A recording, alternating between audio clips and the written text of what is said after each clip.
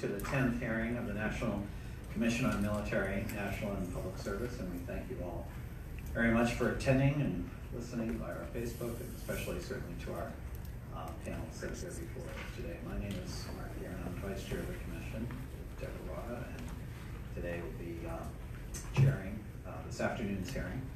Tomorrow the commissioners get an upgrade, and Vice Chair Wada chairs these proceedings. So sorry for this panel, but we warmly welcome you here, certainly, and thank you most sincerely for the testimony that you presented and for the conversation that we will have. Today, the Commission needs to discuss the critical needs and the benefits within this sector. We have amassed a very distinguished panel to help us think through these issues, addressing the special workforce challenges in high demand fields such as cybersecurity, healthcare, IT, STEM, and related fields, as well as the competitiveness of employee benefits, and explore options to attract and retain civil servants with critical skills. This morning, we had a very productive conversation exploring the critical hiring processes. And this session will focus on how to attract and retain public service employees, especially, as I said, those with critically needed skills. At this commission, we view public service as civilian employment in federal, state, tribal, and local government in a field in which the nation and the public have critical needs. Certainly within the last week, with Public Service Recognition Week and our hearings today appropriately convened here at the Partnership for Public Service, it is appropriate for, on behalf of my fellow commissioners, to acknowledge and recognize the hard work and the dedication and the commitment of government employees who serve their fellow Americans and communities and our nation. Civil servants across the country work tirelessly and admirably to deliver government services each day. Many certainly within public view and in the public's eye, but most behind the scenes. So on behalf of my fellow commissioners, we thank them and honor them for their service. About 2 million people serve in federal civilian jobs, 5 million serving in state government, and 14 million in local and tribal governments. And one thing that's very clear from our year of listening and travel and learning is that the government needs to recruit talented and committed and highly motivated individuals with high demand skills. And today's federal workforce structure is failing to do so. It's been observed to us that federal employees are effectively discouraged from taking a few years to work at private sector organizations, both by the current workforce benefit structure and the difficulty of re-entering federal employment if they took some time in that way. While most employees now work for several employers over the arc of their career, federal government retirement benefits are optimized, for better or worse, for longer careers and not shorter periods of service. Access challenges have been especially profound impact on federal agencies. That has also been observed to us in order to fill positions that require high demand expertise. And private sector organizations can act with greater alacrity to offer pay, benefits, career progression, and work environments that attract the most talented individuals. And people have observed to us that in contrast with the federal government's personnel system, with policies and benefit packages that some would see as antiquated, has failed to keep pace, not only with the private sector, but with changes in our society and with a cohort of younger Americans. So, for example, the lack of paid parental leave for executive branch federal employees reflects pretty much an outdated assumption that of a middle-class adult population dominated by single earner couples. So, however, in spite of all these drawbacks that has been observed to us, public service, as Max Dyer well said at the close of the last session, provides Americans with an opportunity to work on some of the most pressing and important issues facing our nation. So the goal of today's hearing and our conversation with you this afternoon is to hear from you as experts of how we can increase competitiveness of federal agencies for workers with critical skills.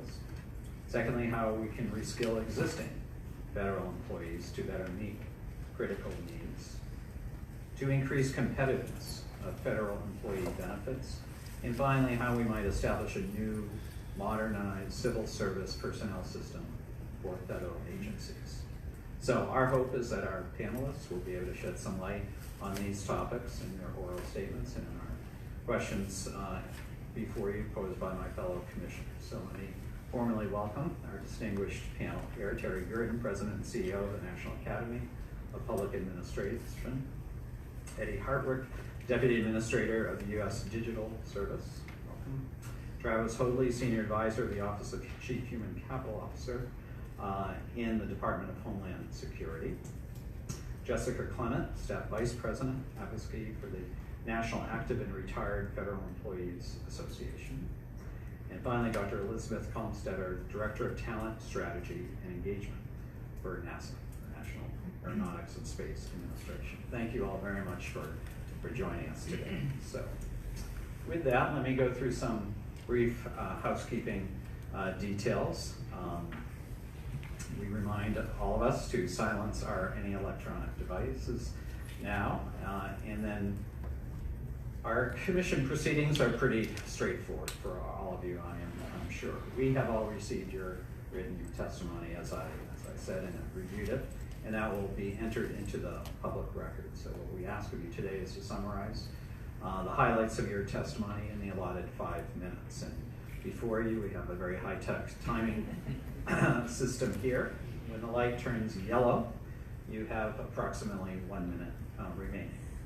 And when it turns red, your time has expired. After all the testimony is completed, we expect we will be able to move from questions through the commissioners for 2 rounds. Each commissioner will also be allotted 5 minutes to ask a question and to receive a response in that time. Upon completion of the commissioner questions, then we'll provide an opportunity for members of the public, as is our tradition, and we're in attendance to offer comments either on the specific topics addressed here today or on any topic of overarching concerns and mandate to the commission. These comments, the public comments, will be limited to 2 minutes. So, with that as a preface, we are now ready to begin our panelist testimony, and we're fortunate to have Terry Gerton, the President and CEO of the National Academy of Public Administration. Thank you. Vice Chair Gerton, Vice Chair Watt, Commissioners. I appreciate the opportunity to speak before the Commission today. I've served as the President and CEO of the National Academy of Public Administration since January 2017. I previously served for nearly 4 years as the Deputy Assistant Secretary for Policy with the Veterans Employment and Training Services at the U.S. Department of Labor, and for 8 years as a member of the Career Executive Service in the Department of Defense. I served as an officer in the United States Army for 20 years before retiring in 2003. Through all of that time, I have been a customer of the Federal Civil Service System and have personally experienced its strengths and weaknesses. In your letter of invitation, you expressed interest in discussing strategies to ensure public service at all levels has the tools to hire and retain individuals with skills critical to government's future success. I'm pleased to present my views on these important issues and to identify lessons learned from the Academy studies and its thought leaders. Established in 1967 and chartered by Congress, the Academy is an independent, nonprofit, and nonpartisan organization dedicated to helping leaders meet today's most critical and complex government challenges. Our assessments consistently demonstrate that the current federal personnel system is complex, multifaceted, and rule-bound, but we have in the past asserted that the system can be made to work. But over the past 2 years, we have published 2 reports offering a radically different view of the path toward a successful government personnel system. We believe that the future of work, including work in government agencies, is being driven by increased application of technology across all types of jobs and industries. As such, the government's HR system must change dramatically and soon to a talent management model as described by our No Time to Wait panel in its 2018 report. The federal government used to have its own talent development system. It would hire new employees for positions at the bottom of the general services grade structure, and then over a career of 20 years or more, gradually train and promote them up the ladder until a limited number reach the most senior ranks. That system has been turned upside down, as a quick look at recent federal employment numbers show. As the federal government personnel structure has gotten more top-heavy, many federal departments and agencies have sought permissions and authorities outside the traditional Title V system to meet their mission needs. At the same time, the government's entry-level and developmental positions have largely been outsourced, making government contractors, in a sports sense, the farm teams for the federal workforce. This has had the practical effect of removing the lower rungs from the traditional government career ladder. It's no surprise then that the federal government has difficulty recruiting a new generation of public servants. It has neither the positions to offer them, nor the means by which to manage them. Title V, grounded in a world before the age of computers and the internet, is a very poor fit for the digital age. Today's world of work is very different. We must develop a system for managing our most critical asset, our people, that recognizes the demands of the 21st century and takes advantage of its tools and technologies. The Academy's recommendation, clearly articulated in our No Time to Wait 2 paper, is that Title V should be overhauled to move from the current system of detailed job specifications to a talent management model, in which what matters most is not where government employees sit, but what they know and how they contribute to the government's mission. With the very nature of work changing so quickly that we can't even imagine or describe tomorrow's jobs, we must have a system where competencies are built in the person who contributes to a line of work and are not solely based in the duties of a specific position.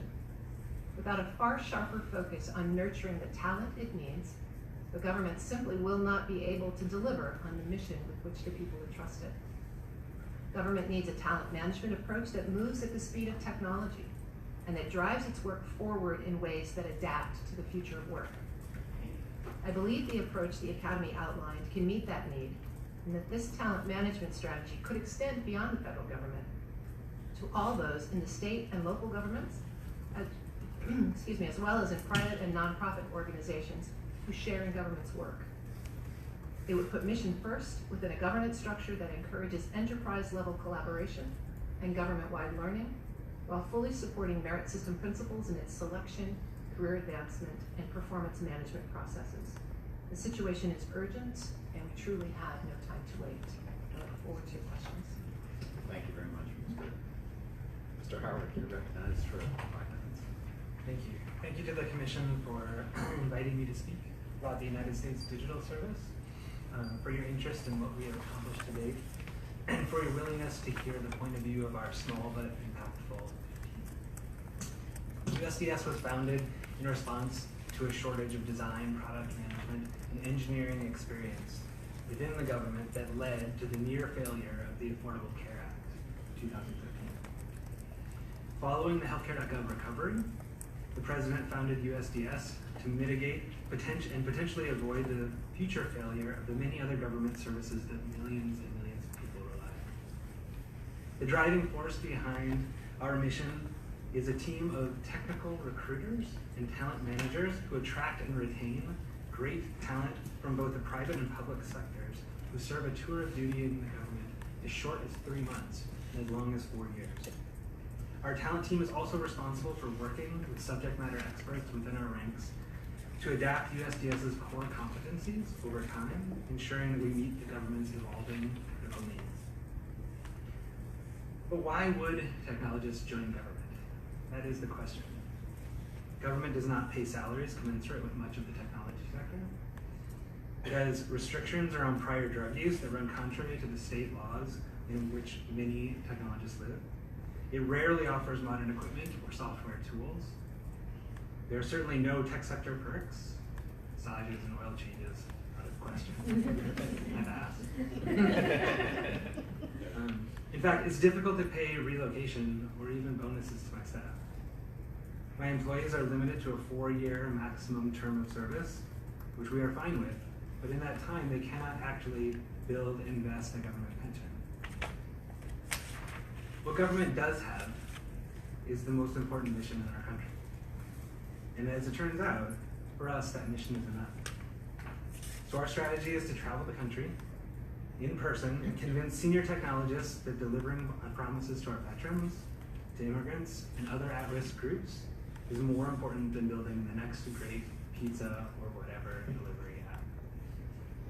In short, the way that we recruit our talent is to lead with the mission first, to focus on the diversity of our team, and to invest the time needed to hire and empower great people. The first contact that someone has with the United States Digital Service is usually in the form of a story about our work that we've already accomplished, told by a friend, seen at a conference, read in the press, or linked to on social media. From there, it is in the hands of our talent team to guide each and every candidate, first to apply, then through a series of gated interviews run by subject matter experts, and on to a fit and resiliency interview. Each touch point is an opportunity for USDS to learn about the technical and interpersonal skills of the candidate by using honest, real-world examples of our work. This is important because we are also communicating to the candidate about the work that we do. We are looking for fit on both sides. The process is rigorous, but we strive to reduce the burden on applicants at every step. For example, you can apply to the United States Digital Service on our website in under 2 minutes. You do not need a cover letter. You do not need a 10-page government resume. You do not need a college degree. You are assigned a guide from that first point of contact who remains in regular contact, who files as much paperwork on your behalf as possible. And we strive to complete that initial process of qualification within a period of under 2 weeks, spending more than 30 hours of effort at each and every individual candidate that we recruit. We're building a diverse team that is empowered to step up, to speak up, and to build products that work for the entire American public. A crucial aspect of our approach then is that we represent the people we serve. As we build, a diverse team is the best way that we know of to combat bias in process and ensure that we leave no one out of the solutions that we are building. To be successful, we have established metrics and collected data to use as a baseline when it comes to diversity. We take direct actions like speaking and recruiting at conferences with more diverse audiences, and likewise we refuse to participate in events or on panels that lack diversity or intersectionality. We hold fast to a Rooney Rule, for those of you know what that is, when we take on leadership interviews. And we implement simple steps like doing interviews by phone to reduce bias, and also to reduce the cost of travel required to do in-person interviews here in DC. We pay based on well-defined competencies rather than on seniority. And our published values recognize the value of every person speaking up and telling the truth, even when it is uncomfortable. To be held accountable, we have put together a biannual reporting process about our diversity and we publish it on our website so that the public can judge for itself whether or not we are meeting our diversity goals. I'm happy to say that the strategy of focusing on mission and diversity works. USDS has successfully recruited and onboarded 379, actually 380 as of this week. Designers, product managers, engineers, contract specialists, and talent professionals in under 5 years. Nearly 50% of our team self-identifies as female, and women make up more than 60% of our leadership team. In addition, while only 27% of our staff self-identifies as a minority, it is good to know this fact so that we can take direct steps to address it. In particular, this is apparent in our field, in the engineering field, which is very difficult for us. But we are continuing and working to improve that number. As a result of dedicated efforts like these to improve diversity, the products we build work well, work for everyone, and are transparent. They have the capacity to be improved over time so that any mistakes or biases that we inadvertently build into our products can be identified and mitigated by future generations of technologists that will follow us. I recognize, I think it's important to say that USDS benefits from many advantages that other agencies lack. We have specific hiring authority just for us. We have a unique budget situation, which is true. We have the autonomy to hire and empower a team comprised of almost solely GS-15 individuals. We have strong executive support on all levels in multiple agencies. That being said, while this may lead you to believe that what we have accomplished is not relevant outside of our particular circumstances, I do not believe that USDS is an anomaly. Our most effective tools, such as active recruiting, focusing on candidate experience, asking subject matter experts to assess candidates' technical qualifications, and making interviews a two-way conversation about the work, are available to every hiring manager in government today. Given that half of all designated examining certificates and 2/3 of all 2210 or IT certificates above the GS-12 level result in absolutely no candidate being selected, I would go so far as to say that we are wasting our time and our effort by not focusing more on the candidate experience and robust quality reviews early in the process. Which is why we began an effort earlier this year to try and better understand how to possibly improve the competitive hiring process at large.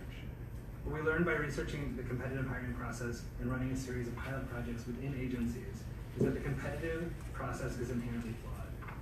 USA Jobs doesn't reach the wider audience of interested candidates. Job descriptions are unrecognizable to many new recruits and are often not a true depiction of the actual work that's being hired for. Overall, the process of searching USA Jobs, self-certifying your skills, copying and pasting requirements from the job description into lengthy resumes is skewed towards people with experience in the process of applying for the job itself, rather than experience in the job's required skill sets. If we could offer only one piece of advice, it would be that focusing on strong quality controls, preferably with subject matter experts reviewing resumes and conducting interviews earlier in the process, is more important than relief regarding veteran and other preferences. An accurate technical assessment before an applicant is considered qualified and thus preference is applied is far more important than who gets preference overall. I know this represents an initial investment of time, but if we are ultimately to succeed, we must refine and improve the competitive hiring process and to a level, where we can compete with the private sector for top talent without resorting to the exceptions like the direct hiring authority. I know I've run over my time. I'll summarize by saying, if you'll hear me out for another minute, that the investment itself is worth it. I put in my statement today, which you can read afterwards, that we have invested more than 200,000 labor hours in hiring these 380 people. The outcome of their work is worth far more than that. Simply in the brash terms of the labor hours earned, we have made the government approximately 1,700 labor years more efficient in the last 5 years, which is an investment of about 22 years of labor on my part to produce 422 years worth of bonus labor on the government's part. I think it's also important, and I apologize for running over it, to point out that that labor, that human labor that is pointed towards higher value work has real meaning. To put it in the terms of the work that we do, is equated to helping agencies sign 20 million people up for healthcare, sometimes for the first time. Ensuring that millions of veterans understand and access the benefits that they are entitled to. Making sure that our healthcare system and our nation's safety net remains up and online at all times, and more. Thank you. Thank you so much for your time. I appreciate your patience. Thank you so much. Mr. Hoadley, you're recognized for 5 minutes. Vice Chair Gerton, Vice Chair Wada, and members of the Commission, thank you for the opportunity to discuss strategies for recruiting and retaining public service employees with critical skills. My name is Travis Hoadley, and I serve as a Senior Advisor at the Department of Homeland Security, where I support human capital innovation efforts for the Chief Human Capital Officer. For several years, my focus has been the design and launch of a new cybersecurity-focused personnel system. I'm responsible for researching past federal human capital reforms and developing novel, transformative ways to compete for and support cybersecurity experts. Increasingly, DHS faces intense competition for mission-critical talent. In staffing to ensure a secure and resilient cyberspace, we must contend with a global shortage of cybersecurity expertise. DHS recognizes the depth of this challenge, and we believe that we must proceed with ingenuity. Doing so requires revisiting the structures the federal government has used to manage people for decades, acknowledging and understanding 21st century trends affecting the world of work, and untangling bureaucratic complexities to create modern human capital solutions. The department has taken this systematic approach in designing and preparing to launch our new cybersecurity talent management system, or CTMS. If we are to recruit and retain world-class talent in high-demand fields like cybersecurity, we need to recognize a variety of truths, including jobs are becoming increasingly non-standard and complex. Employee expectations no longer always map to the 30-year federal career, and highly competitive labor markets exist in which the federal government is only one employer. In the context of these truths, we must rethink what public service should now entail. The vast majority of federal employees are managed using statutes, regulations, and methodologies that are showing their age. While they may have revolutionized public administration at the time of their creation in the middle of the 20th century, they are proving a poor match for ever-changing fields like cybersecurity. The key example of this is the General Schedule, or the GS. The GS was created by the Classification Act of 1949 during the Truman administration, a time when the federal workforce was primarily composed of clerical jobs, and the maximum salary for a GS-15 was $11,000 per year. The GS is linked to an era of scientific management, which was developed for manual jobs consisting of predictable, stable parts. But cybersecurity work, and the work in other high-demand fields, is knowledge work, requiring complex problem solving and the unpredictable application of knowledge. It is no longer effective to predefine positions in terms of duties, to hope the right candidates apply, trust individuals to self-rate their expertise, pay standardized rates that apply regardless of the type of work, and assume employee expertise will improve with the passage of time. We now live in an age of data-driven decision-making, and our management of critical civil service talent should reflect this. So some strategic principles to consider. The first, be bold. One-off fixes do not address serious systemic competitiveness challenges. Simply eliminating one hiring process step, adding a pay grade, or creating a new benefit will not render the conventional civil service effective. Focus on mission. The substance of mission work should dictate the solutions designed for employees. One-size-fits-all, whole-of-government approaches may no longer be appropriate. We should focus on economies of scale based on mission similarity. People and skills first. Critical skills come and go with people, not positions. We should focus on isolating impactful skills and using those skills to assess candidate potential and employee effectiveness. User experience matters. Civil service employment processes can be re-envisioned to balance fairness and consistency with user experience. This includes expanding the use of plain language, reducing certain unproductive reliance on automated systems, and examining human capital processes with the time and effort of users in mind. Model proven methods. Significant advances in the world of work can facilitate the federal government's movement away from mechanical policies. Research in industrial and organizational psychology has produced new techniques for measuring individuals' skills. Similarly, the field of compensation has undergone significant professionalization and produced the concept of total rewards. And then finally, and maybe most importantly, foster human capital innovators. Successful design and operation of a new federal personnel system capable of recruiting and retaining critical skills is a human capital transformation effort. It requires specialized knowledge across a variety of disciplines. The interagency community should consider how we might create centers of excellence for such work and train a new core of human capital innovators. In designing CTMS, DHS has focused on a variety of practices to transform the way we support talent with critical cybersecurity skills. Details of the department's final approaches will be released later this year following the publication of required rulemaking. In the interim, it's instructive to consider shifting to high-value 21st century practices such as the following. Strategically recruiting from a variety of sources on an ongoing basis, leveraging digital tools and targeting desired candidate groups. Developing and deploying up-to-date, field-specific hiring assessment tools to test the demonstration of skills, and to do so with candidate experience in mind. Increasing the focus on an individual's skills in setting pay and using a compensation toolset designed with the intended labor market in mind. Accommodating dynamic careers, which may include multiple moves between government and the private sector, as well as short-term government projects. And lastly, analyzing employee contributions and skill increases to inform career and compensation changes. Throughout the nation's history, the federal civil service has advanced to meet seemingly overwhelming challenges. The federal government now competes in a global marketplace for talent. We must think critically and innovate so that we may transform civil service opportunities to match 21st century realities and to continue to deliver results for the American people. Thank you again for the opportunity to testify. Thank you. Thank you for the opportunity to testify on behalf of NARFE, its 200,000 members, and the interest of the more than 5 million federal employees and annuitants who have dedicated their careers to public service. As you noted, this hearing comes on the heels of Public Service Recognition Week, a time set aside to honor and thank those whose work to keep our nation running often goes unnoticed. Such a time is necessary because, unfortunately, the American people, and even some of our elected leaders, are unaware of the crucial work federal employees do. The American people's trust in the government recently hit its lowest point in more than 2 decades. We are only a few months removed from the historic 35-day government shutdown, and examples of its impact are nearly endless. None of us should be surprised that our government has a recruitment problem. But the diminishing public perception of federal service is not the only challenge. Strategic human capital management is consistently on GAO's high-risk list as mission-critical skills gaps impede the government from cost-effectively serving the public. The demographics of the federal workforce and trends in retirement threaten to aggravate this problem.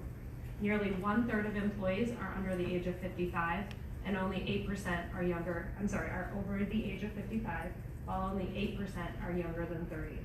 With more than 30% of federal employees eligible to retire in the next 5 years, the lack of younger employees is troubling.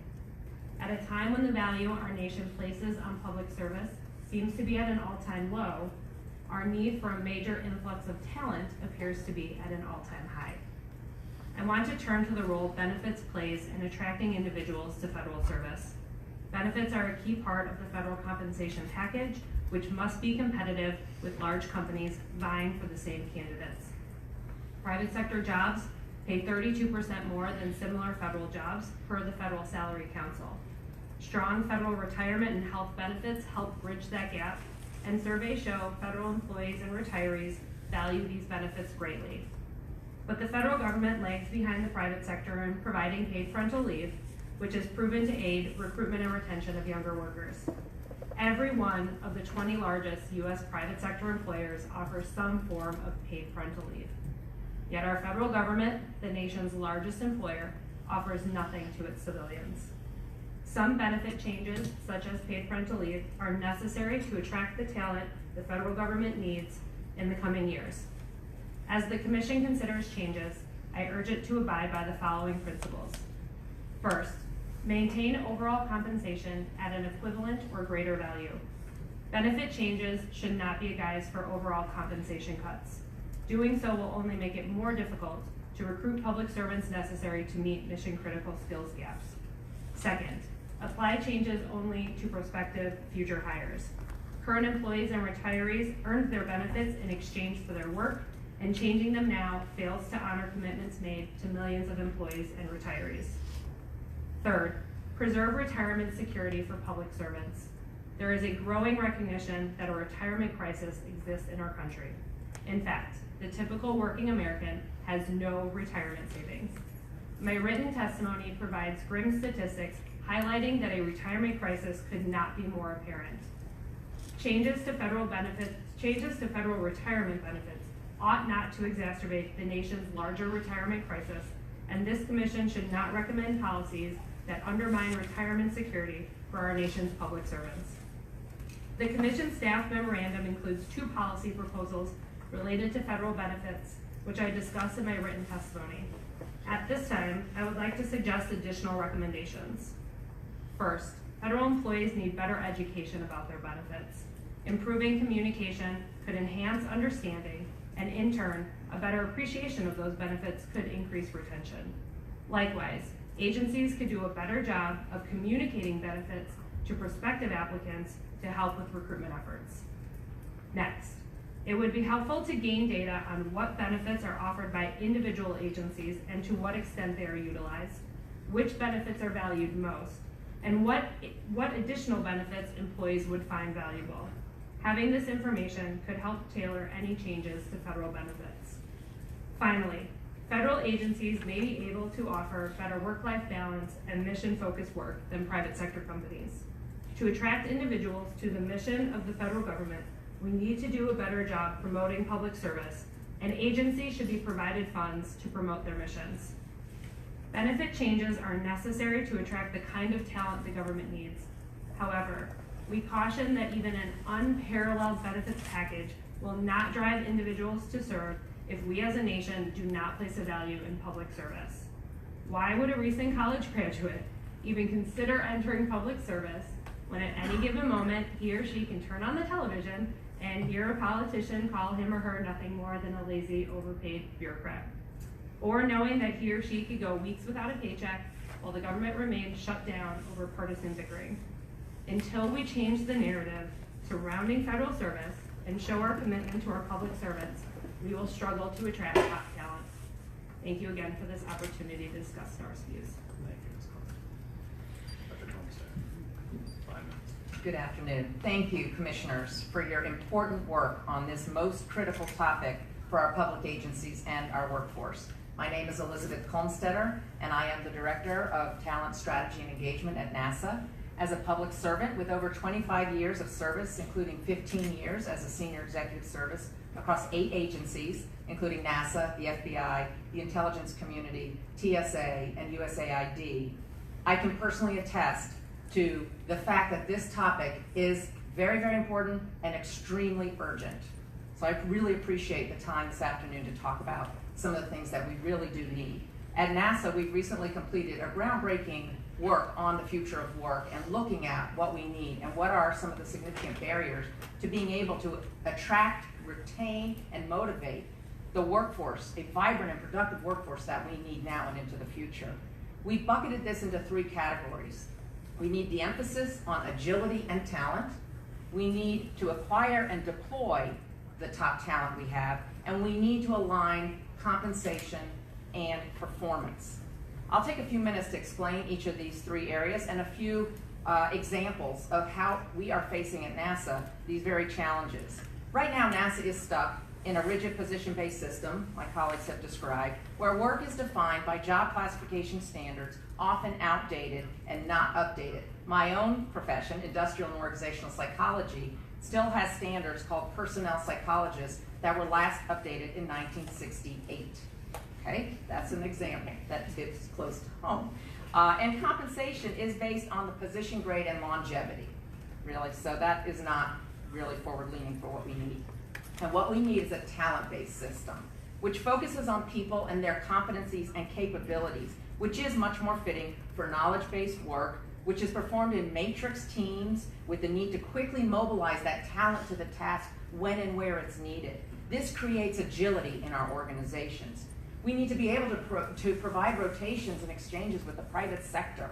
We need to have scientific sabbaticals for our workforce, like private sector. We don't have that today. A talent-based system incentivizes and rewards innovation, continuous learning, mobility, and it expects flexibility and resilience, which we need in today's world. And together, those result in higher employee engagement, which is very, very important to all of our organizations. The second is acquiring and deploying that top talent. We've got to have tailored and expedited hiring programs for the most sought after scientists, engineers, and business professionals who have to work with all these technical fields and expertise. And we need to use those market relevant offers for sure. An example from one of our managers at our Ames Research Center in Silicon Valley is this.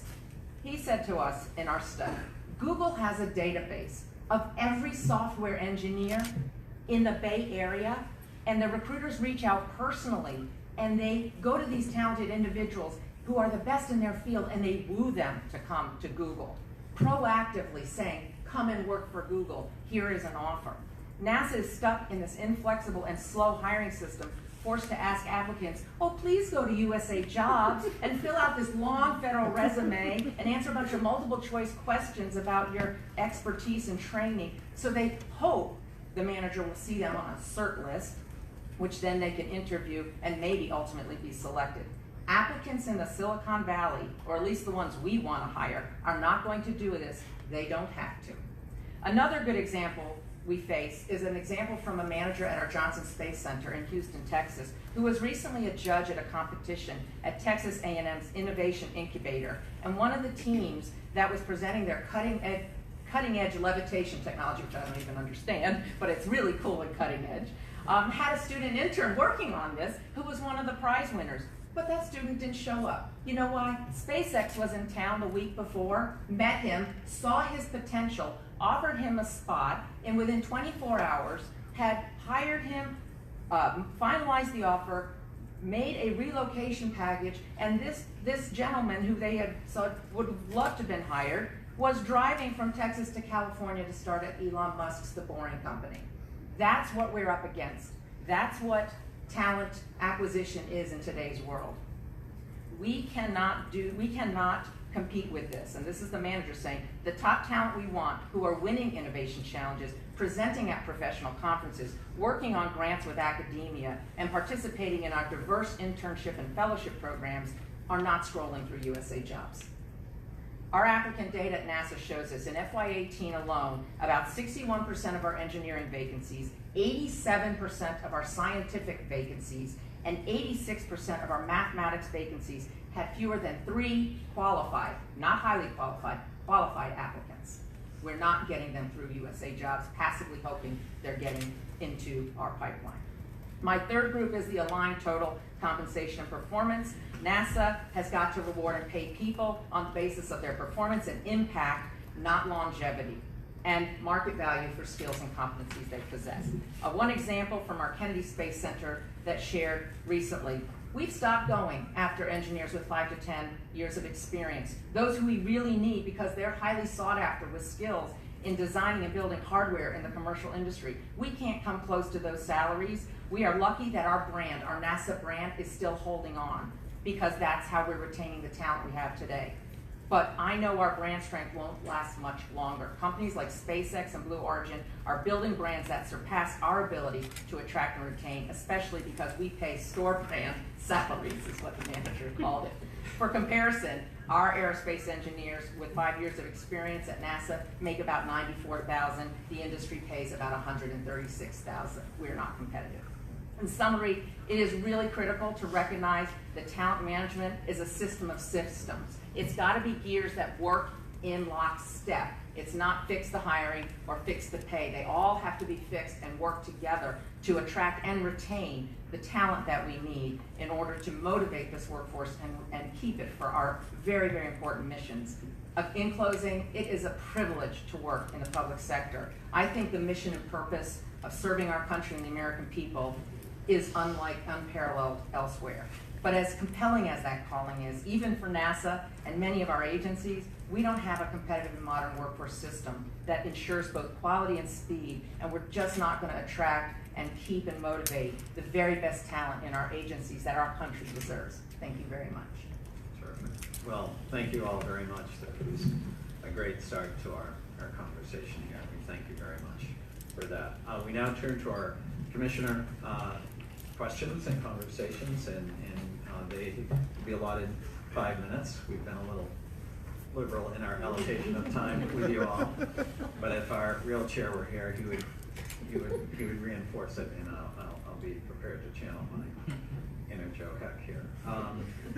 So perhaps we could start with this frame. Ms. Gerton, you said your report is called "No Time to Wait," right? And Mr. Hoadley, you said "Be bold."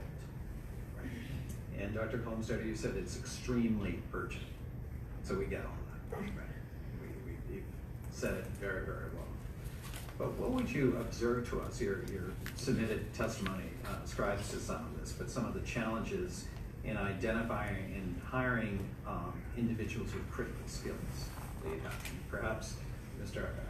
Hartwig and Dr. Kolmstetter, because you have a different frame, and notwithstanding the different structure that the U.S. Digital Service has, but what are some of those barriers of identifying those skills? Doctor, could you start with that, Dr. Kolmstetter? Sure.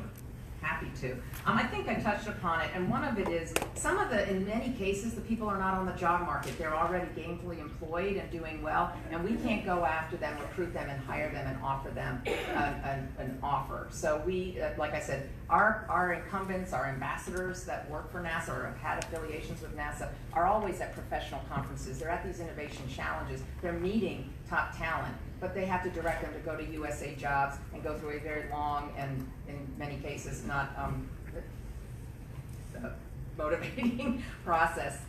In our field, the data shows that if you can't have an applicant go through 20 minutes and then they're doing gamification and making it fun now and a great experience for them, they're not gonna stay in your application for a job. So it just really is that we need to be proactive and not passive and be more immediate. I think that is the big thing. So directly being able to hire some portion, whatever, kind of flexible tools we need, but the fact that we have no portion of able to do that. We also lost a lot of ground when we couldn't go to the campuses and recruit directly. We truly did. Campuses no longer invite us to come to their recruiting events because the government can't offer like the private sector right there and then, or at least make a conditional offer. We've lost a lot of ground with the community and academics and higher education graduate programs. So I think those are some of the pipeline that we used to have that we don't have anymore. For term employments, I also want to mention, I know USDS uses the 4-year, but as you rightly pointed out, at the end of 4 years, they have to be terminated from that job. In our case, in an agency, our funds may be continued. Our International Space Station has been continued well beyond the lifespan expected. And if we had had term appointments, we would have had to terminate them, even if the funding in Congress said keep going. That's just sort of arbitrary, a 4-year, a 6-year. We have a flexible 6-year, Sure. but they have to end. So I think that's a problem for us to be able to be flexible in those. Sorry, Mr. Hartwig. No, I absolutely agree. Active recruiting is a key piece of this. I'll just add one example to that, which is we did an analysis of what a application looked like for a software engineer in the private sector in a major company versus USA Jobs. The former was a paragraph long, stated the mission, and had an easy apply button. The USA Jobs was 7 pages long, and the description of what the job was 3/4 of the way down the page. So I would add 3 more quick things, and I'll be more brief in my future comments. Seniority, being defined as years of service, does not make sense in areas of critical skills. To ask for someone to have 10 years of experience in a field that was invented 7 years ago is ridiculous. I will give you an example that a 17-year-old young man won the Hackney Air Force contest. He was the highest grossing bug bounty and security researcher of the entire event. He then applied for a job with us, and we struggled mightily to pay him at a GS 15 level. This is because he had just turned 18 the day before. The reality of it is, he is the most talented security researcher I have met in my entire career. And in 3 months, he did more to harden this government security than anybody I would ever know. And it was the best deal the government could make. And yet we fought for months over how to hire someone. The same thing with educational responsibilities. My former director of engineering did not complete college, and yet he was a senior staff SRE or site reliability engineer at Google before coming. Time to hire is a problem. I can vet somebody for quality in under 2 weeks from the application, but when I hand it over to the HR process, it takes 80 days. If SpaceX can take that person from me in a day, they will, and they have no compunctions about that. I lose about 1/3 of all the people that I offer a job to. I lose that person because of that time period, and that is devastating for me because that is after I have spent the 30 hours recruiting and bringing that person on, which means it's a massive loss of time. And finally, and I will try not to drum on about this too long, we need to reconcile the fact that 1/4 of the people in this country live in a place where recreational marijuana is legal. This is especially true in technical fields because the states that have these technical jobs or have these technical capabilities and jobs, California, Washington State, Colorado, Massachusetts, right here in DC, they have legalized marijuana. It is a massive barrier, 33%. I've actually put a process in place early on in our hiring where we ask about this up front so that we don't waste the time on these people. It is actually a problem that restricts good people who want to work in the government from joining. I'm not talking about whether or not they can use marijuana while they work for the government. I'm just asking you to forgive prior legal use in an effort to get them on board. Right now, I have to tell people, thank you for your desire to serve. You are exceptionally qualified. Please stop using drugs, wait 11 months, 29 days, reapply, and we will go through this process all over again. Yeah, quite taken. No, thank you. Commissioner Water. I just want to continue on this thought process because for unique skill sets like cyber technologists, I think most people can understand that there are certain needs and an ability to construct a process by which we can be more agile and sort of flexible in hiring these people. But I want to get to the part and pull out how we can then try to do that in other areas of the government that may be not as understandable to the American public. Because in the end, let's be honest, we are not going to be paying the boring company salary because these are taxpayer dollars, right? And what we're driving here is for the average young American to understand the importance of the mission and how they can make a huge impact with the 17-year-old, right? I mean, if you ask the average American today, they probably don't know anything about this 17-year-old and what he has done for our country. So how do we get to, Ms. Clement's point is, how do we get to having the American public, one, understand the importance of what we do in government, two, being able to structure a program that is government-wide, that would provide flexibilities, but understanding the fact that we live still in the government with still restrictions. And I open up to anybody who has your thoughts. Already answered. Yeah. I mean, I'm happy to. Yeah. I think there are a few things that we can do. One, while not everyone in my team took a pay cut to be here, I would argue that everybody in my team could be paid more if they left. Right. Despite that, we've actually increased the time of service for people from 11 months to almost 18 months. We're seeing a great desire for people to serve, and that is all driven by mission. Like, this is what I'm getting at when I talk about USA jobs. We start a conversation with people by saying that there is a system out there called Medicare, right? That 57 million people rely on for their everyday health. That pays $2 billion a day into our economy. That relies on 50 to 60-year-old technologies, right? Called COBOL, an assembly language. And they could fail at any moment in time were it not for great technologists like you that step up and serve their country. People like, I will speak for myself in the sense that I paid money to do this job. I actually lost money when I came here. And I did it with a smile on my face, right? And I set a timer as when I had to leave, as many of us do. It's the mission works. Like, there are structural things that we can do to make it easier for people to join, but the mission is the most important thing. It is what we have. I think your point was, how do we educate people about that mission, right? And my written testimony provides statistics about how civics is not taught in high school anymore. And this commission has made that a focus, which we really appreciate. This is something I've actually heard from members of Congress, too, from both parties, who recognize that there is a lack of civics education in this country, particularly for high schoolers. So why would we expect someone to join the ranks of the federal government when they graduate college, when we have spent no time talking to them about what the federal government does, who it is, why they should serve this mission? So I think, yes, we can fix the processes, and that's great that you did this. It'd be wonderful if 2 million other people wanted to come take a pay cut to work for the federal government. But the reality is that they're not. We need to talk about the mission. And I was asked, what NARFE members can do, and I think talking about federal service with pride and distinction is really important. As federal employees, federal retirees, they need to do that, but it can't just start and stop. With these 5 million current and retired federal employees, we need to educate the students in this country about the types of jobs government can offer, even if it takes them 11 months to get there. If I could follow up, we're in the field of public administration. Those are people who are getting graduate degrees in public administration because they are compelled to do this anyway. So we've sort of crossed the education barrier there, but we still have a huge hiring challenge.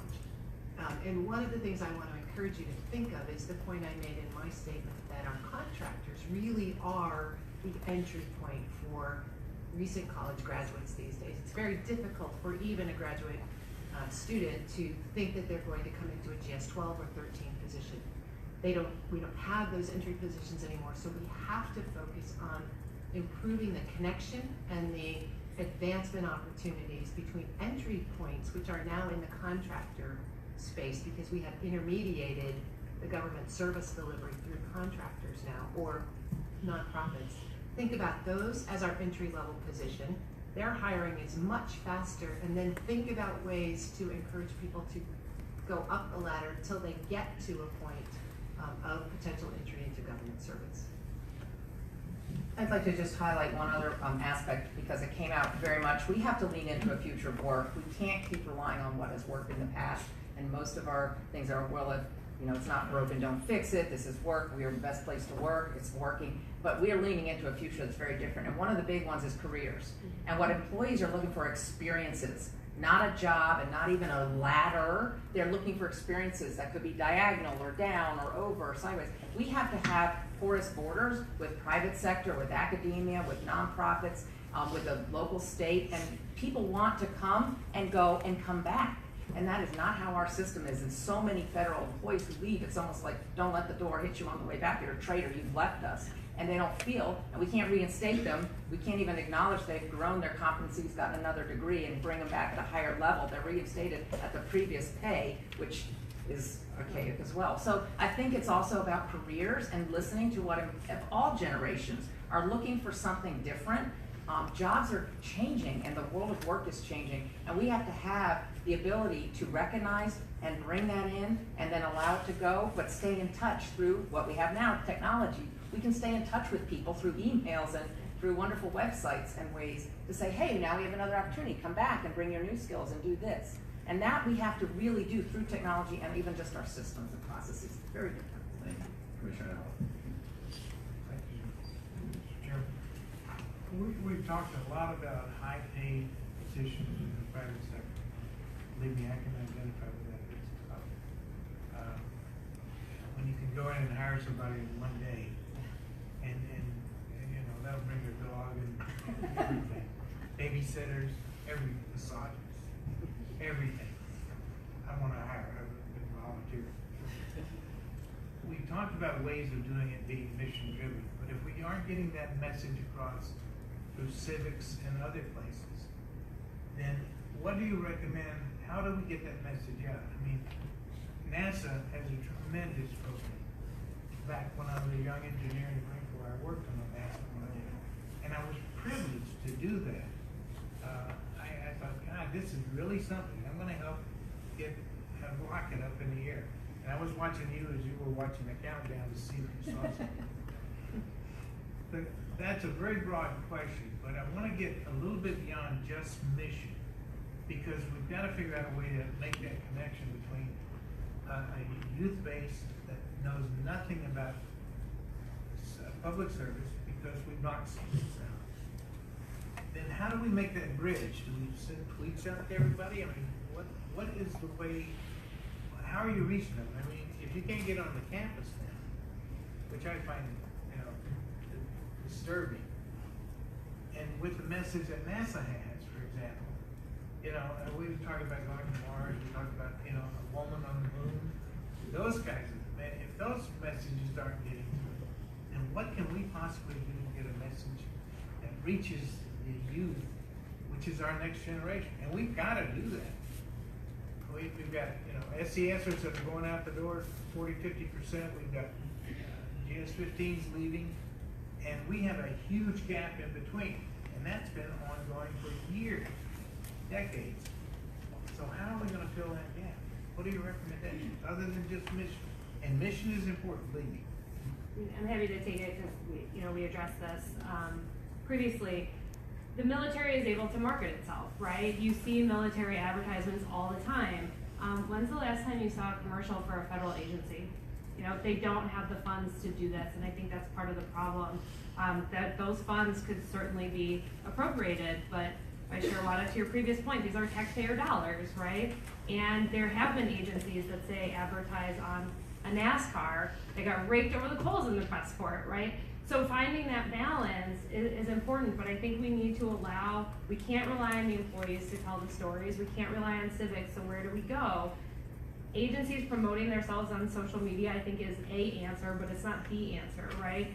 We need to give agencies the funds to promote what they do, the accomplishments they've had, and tell people why they should work there. I think one of the other options for us is using state and local government that are closer to our students and closer to our populations. One of the things we find, especially at the School of Public Administration, is that those who are proximate to a state capital or active in a local government have a much better connectivity. They're able to bring current government officials onto campus to talk about what those government agencies do. Students are able to feel a much closer connection to the state and local government and the impact on their families and their communities, and they're also able to hire much more quickly than the federal government can.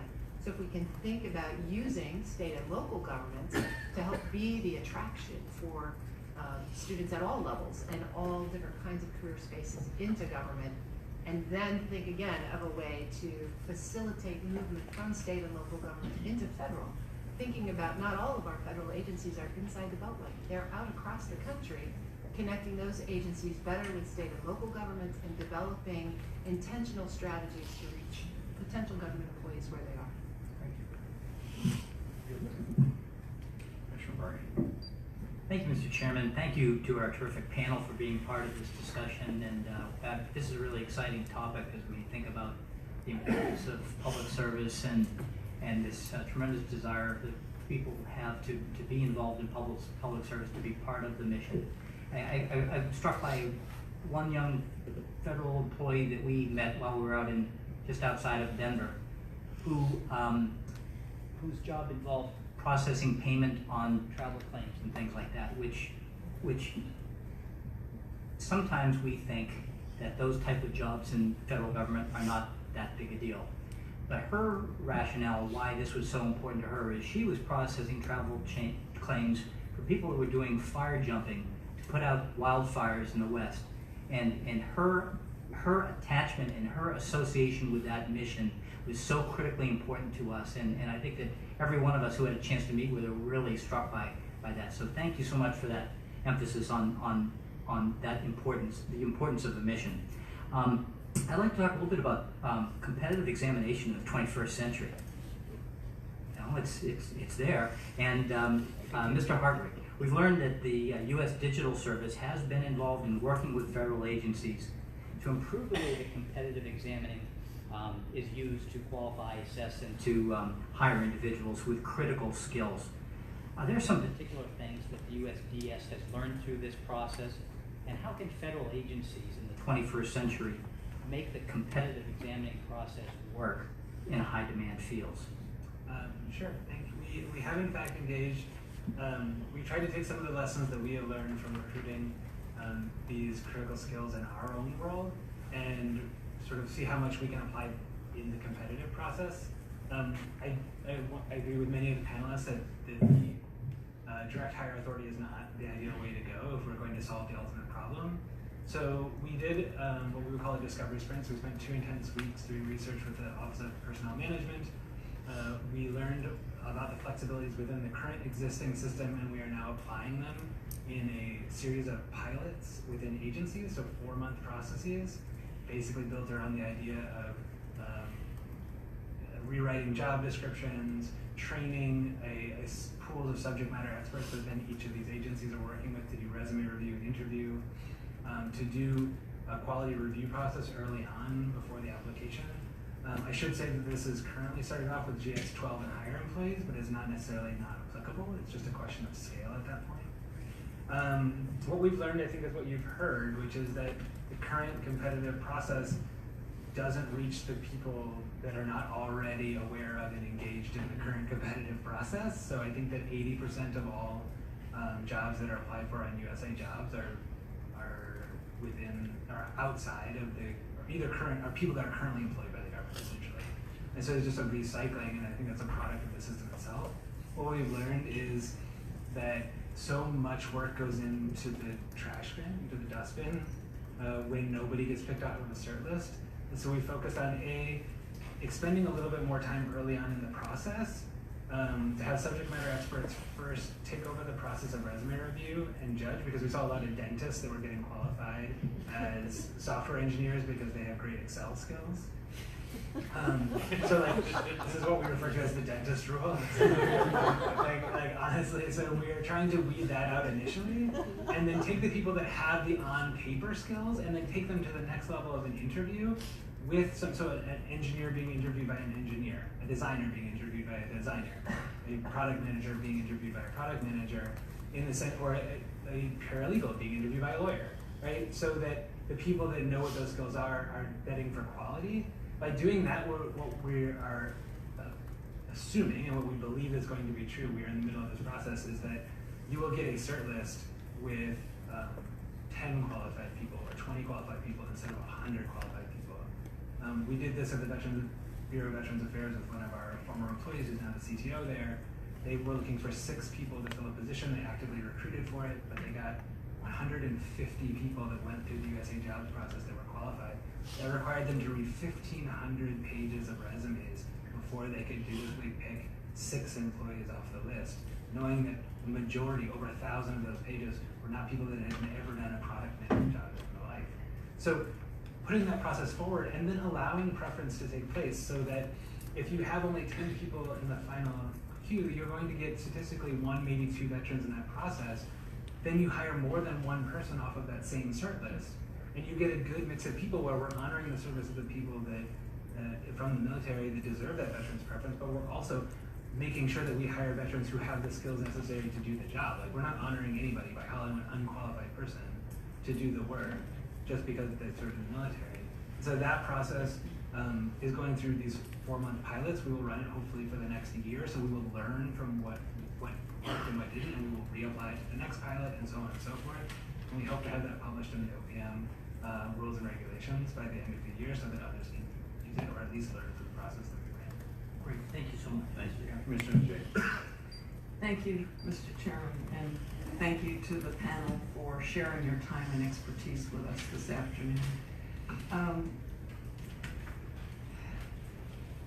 I appreciate and I'm interested in some of your suggestions. So, for example,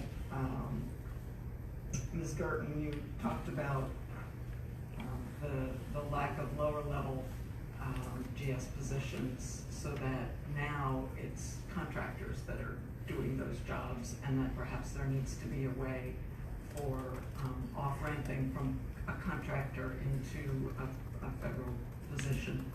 And I heard you talk about temporary positions and the advantage of temporary positions and the need to get rid of some of the rules and regulations regarding them. So, recognizing that the current federal workforce is not a young workforce, it's an older workforce. They've been working in this system for a long time. And thinking about testimony that we've heard previously that may suggest that some of the current workforce wouldn't appreciate some of these more innovative ideas, or perhaps concerns about the stability and security of the federal workforce if we started adding the movements up and down and cross and around. So what I appreciate is your thoughts on how do you deconflict that? How do you take, understanding that for the future federal workforce, you may need this flexibility, which I don't want to call it loosey-goosey, but if you know the current federal workforce, it's a little loosey-goosey when you start thinking about things that you're suggesting. So how do you deconflict what needs to be, the innovations that need to take place to be able to encourage and attract a younger federal workforce with those that are in the federal workforce, who may be very uncomfortable? I'd appreciate your thoughts on that. I'll go across. Whoever would like to answer. Since I'm at the right side of the table, I'll go first. I think the answer is something that's very easy to say and hard to do, and that is strategic workforce planning. We should have a requirement that every cabinet agency and that agency secretary has to submit their agency strategic workforce plan.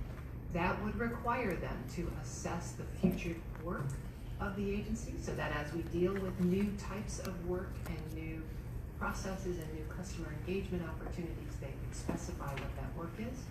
They would have to look at their current workforce and match that workforce up against the future work to identify gaps and overlaps. They would have to have a training strategy and a recruitment strategy to address those gaps. So you might have senior folks in that workforce who are willing to be retrained, reskilled to help fill some of those gaps. You may then have targeted recruitment opportunities for which you could request specific permission or exercise the flexibilities that you have. But you may also find a part of that senior workforce that is unwilling or unable to make that move. And then we have to have a strategy that we are universally and institutionally uncomfortable with, which is how do we release people who are no longer going to fit with the federal workforce? Do we have early retirements? Do we have buyouts? Do we have RIFs? Do we have Vera VSEPs? What is that solution? But until you document and strategically plan for that future, you will not know exactly who needs to move, where the holes are, what things you need to fill. Once that is done, you have to be absolutely transparent with your workforce, with the vision of the future, how they're going to move to that, who's going to move, who's not going to move, what their choices are. It's really, as I said, easy to say, hard to do, but without it, we have no strategy. Mr. Hartwig. I'll actually defer my time now to you. Sure. The issue that you described is actually what keeps me up every night. So, and I think a way to sort of encapsulate it is it's an issue of cultural change, right? So it's how do we move from a tenure-based employment system, the model that current employees were used to, that they bought into, that it appealed to them, to something that might look different. And I think it's important that we think about how more than one employment model can coexist.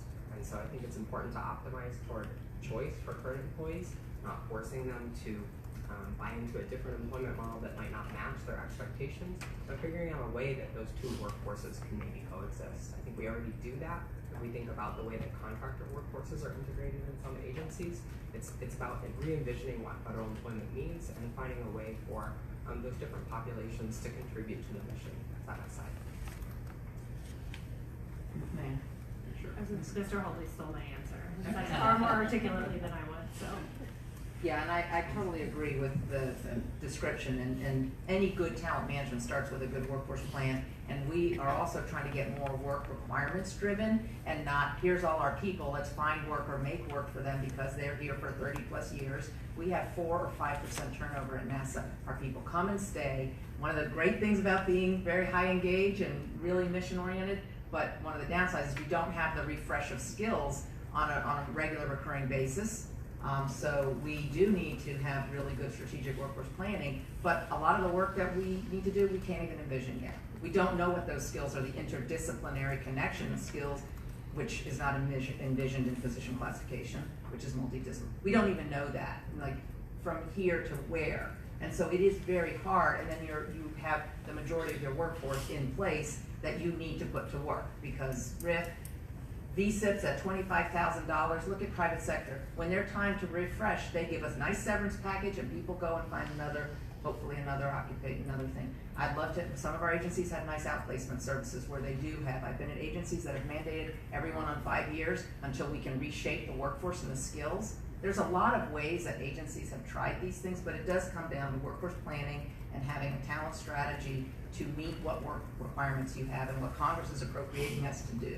And then we're going to have limits of terms or appointment ability to get the work done as it's funded and as it's requested of our agencies. And that's going to be the big hard one that is a big culture change. Thank you. Thank you, Mr. Chairman. Commissioner. Thanks very much. I have to say I've been looking forward to this panel. These are critical issues from my perspective. I have too many questions, so I'm going to try to do just as many as I can in my 5 minutes. The first one, trying to focus in on understanding that we need to revamp the entire system, and also recognizing, frankly, the extraordinary value that I've seen the U.S. Digital Service add to the government in the context of my own time. There's another piece to the problem that I've seen, which I'm sure all of you are more familiar with than I am even, is in relation to folks who have developed talent within the U.S. government, or sometimes they've come in mid-career and then they've spent many years in the U.S. government developing that talent. They get attracted to the private sector, they leave, and we want the opportunity to pull them back in over time because there may be an emergency or something along those lines that make it valuable, but there might be other reasons to do so in the context of developing workforce. And one of the ideas that I've heard, sort of being batted around that I'm curious your reaction to, but also if you have other thoughts on this space, how do we address this issue, is in the context of really sort of developing almost a reserve corps in this context, and thinking about it through a whole series of different lenses in terms of how you can set up a benefit structure that would make sense. So one thought that I've heard that I find attractive and interesting is this idea that if you're in the sort of mid to high senior level, you're leaving before your retirement age, you're going to forfeit essentially your retirement benefits. And is there a way to set up a structure, and would this make sense, whereby an individual would get a proportion of their retirement benefits in effect if they agree to the idea that they can be pulled back at any time that the government needs them in a talent scenario, and that being one option. But I'd love to hear, frankly, other thoughts that people have in this space. Yeah. I'm happy to talk about this, since we've put in place some of these things. Since most people, while I can employ people for 4 years, the average tenure is only about 18 months. Job's hard. So what we do with critical skills, especially in places like data engineering, security engineering, things that even we struggle to maintain talent in, we will offer people like an IC role, an intermittent consultant role, where they can bill the government for hours, where they won't lose their security clearance and other things. Like, this has been a good way to keep reserve talent available. This is also, from my former life, I used to be a foreign service officer with the State Department, has an excellent program of while actually employed, where retired foreign service officers can be brought back for up to 3 months a year. The incentives behind this are really interesting too. I will just say from my own experience, my mother joined public service late in her career and finished just to get the health insurance benefits.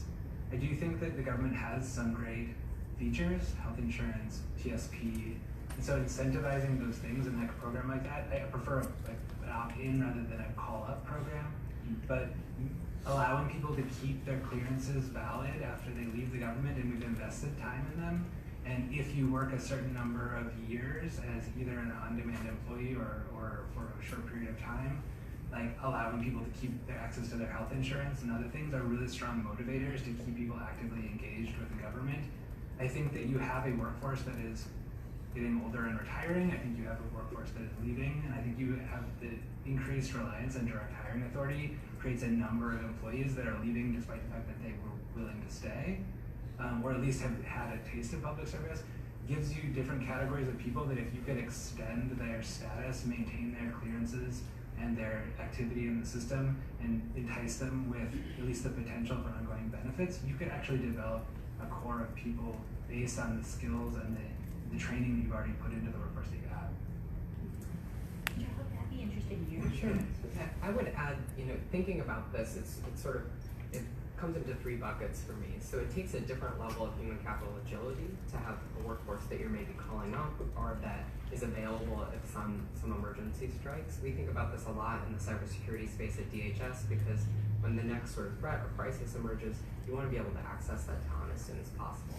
Some of the barriers that I'm not sure we've quite gotten through yet are there's some ethics concerns, right? So a lot of the talent that we're looking at, they might be working at the companies that are involved in some of the issues and technologies that they'd be working on the government side. Our current ethics structure is not really set up for that rapid movement back and forth between the private sector and the federal government. Similarly, security is an issue too. So in the minds of security professionals, that a lapse of 1 day outside of government service becomes something that requires a re-examination. So I don't know that we've solved that yet, but we have to look at security, ethics, and more agile human capital all at once probably to fix this issue. I've apparently exhausted my time. Commissioner Haynes, you were not here in the morning. We did have a bit of an exception. Do you want to take your Can I take second one round more? right now? You can take your second round now. Oh, but we're going to have a second round? We will have a second I'll round. do it in my second round. We're very flexible. Thank you all for being here. This is fascinating. You, each of you to one degree or another, are talking about wanting to attract people with these critical skills into the government and losing them to the domestic private sector. I'm curious, there are other entities out there who demand these types of skills, foreign governments, foreign competitors, maybe even organized crime.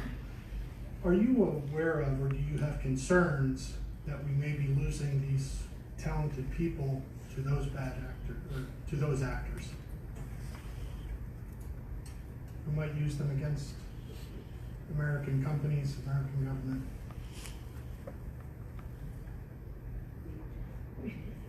I mean, I would say that I don't think we have those concerns. I think a sort of related point that I would make is there's a lot of government work, we talk about mission a lot in our opening statements. There's a lot of government work that it's possible now to do in the private sector that wasn't necessarily the case before. So if you think 50 years ago, having an intelligence skill set, there wasn't that much opportunity for you in the private sector to leverage those skills. I think we have to recognize that intelligence exists in the private sector now, and it's the same for a lot of these critical skill areas. So I don't know that we're concerned about foreign actors or governments, but we do recognize that we're not competing just against other federal agencies at this point. I would have just said, or I will say, I suppose, I'm not as concerned about that. I will, maybe speaking for my former career again in the State Department, I do think that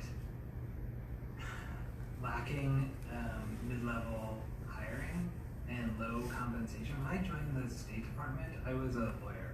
I had full law school debt, and I was offered a salary of approximately $38,000 to live in Washington, D.C. It was not great, right? But yet I was given a top secret clearance and access to blank visa foils overseas. To me, it always seemed strange that I had to file a voucher for a taxi ride, and yet I was trusted with state secrets. I think that like it does happen in that context. I mean, there's an example. The diplomatic security people keep a list of like times that we have lost employees to foreign agents and foreign actors. It is almost always about money. And so I think that like if I can just wrap it back around to compensation, like it is our goal in the United States Digital Service to pay people the absolute maximum we can because they are all worth every penny. And if we pay people what they are worth, we reduce those incentives. Dr. Kolmstetter, I wanted to go back to something you said earlier about not being invited to college campuses. Are you not invited? Are you not permitted?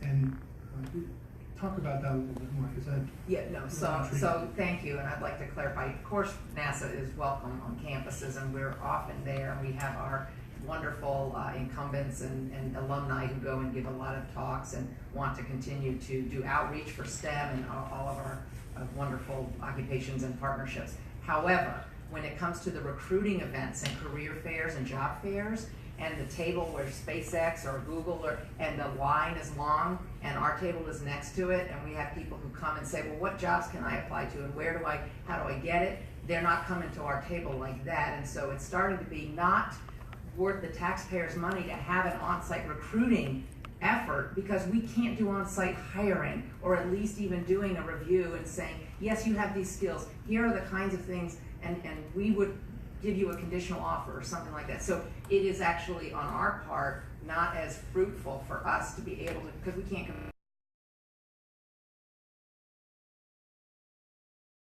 My other agencies. Is there any easy fix that this commission could recommend to correct that situation?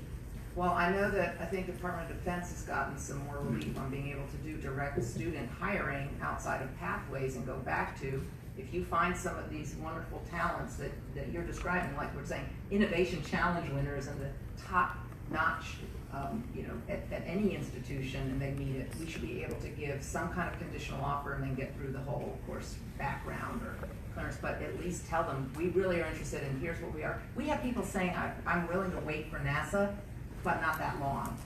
I'm willing to take a cut in pay because I love the purpose and I want to do this, but I can't wait 11 months or 9 months for you to make me that offer when I have 3 in hand. So I think that's really is the piece that if we can say we need a certain pipeline and that segment we've got to be more competitive with in time. That's where I'm going. So thank you for the clarifying, because of course NASA is. I'm just saying it's not worthwhile when they're looking for jobs right there. I said the expectation is that there are jobs to be had right at those job fairs, not go to USA Jobs and fill out 20 pages and hope that you're getting on the cert list. That's it. Thank you so much. I know that we're over time, but may I just add 15 seconds to that? If it is 15 seconds. We've talked about recruiting and we've talked about hiring, but we haven't talked about conversion. Like, it's like being in the checkout aisle at the grocery store. Like, you gotta get the kids to buy the candy. And so one of the things about our recruiting strategy is not to get them fully onboarded in one day, but it's to get them to apply, to give them information and start a conversation so that we can continue the conversation with them and keep them engaged. And so we do go to places because we can get somebody in the booth to apply to the job without much stress, and then we can then have that opportunity. Conversion is actually something we don't talk about enough, because once we can get people talking, we can talk more about that issue. Very good point. Thank you. Thank you all.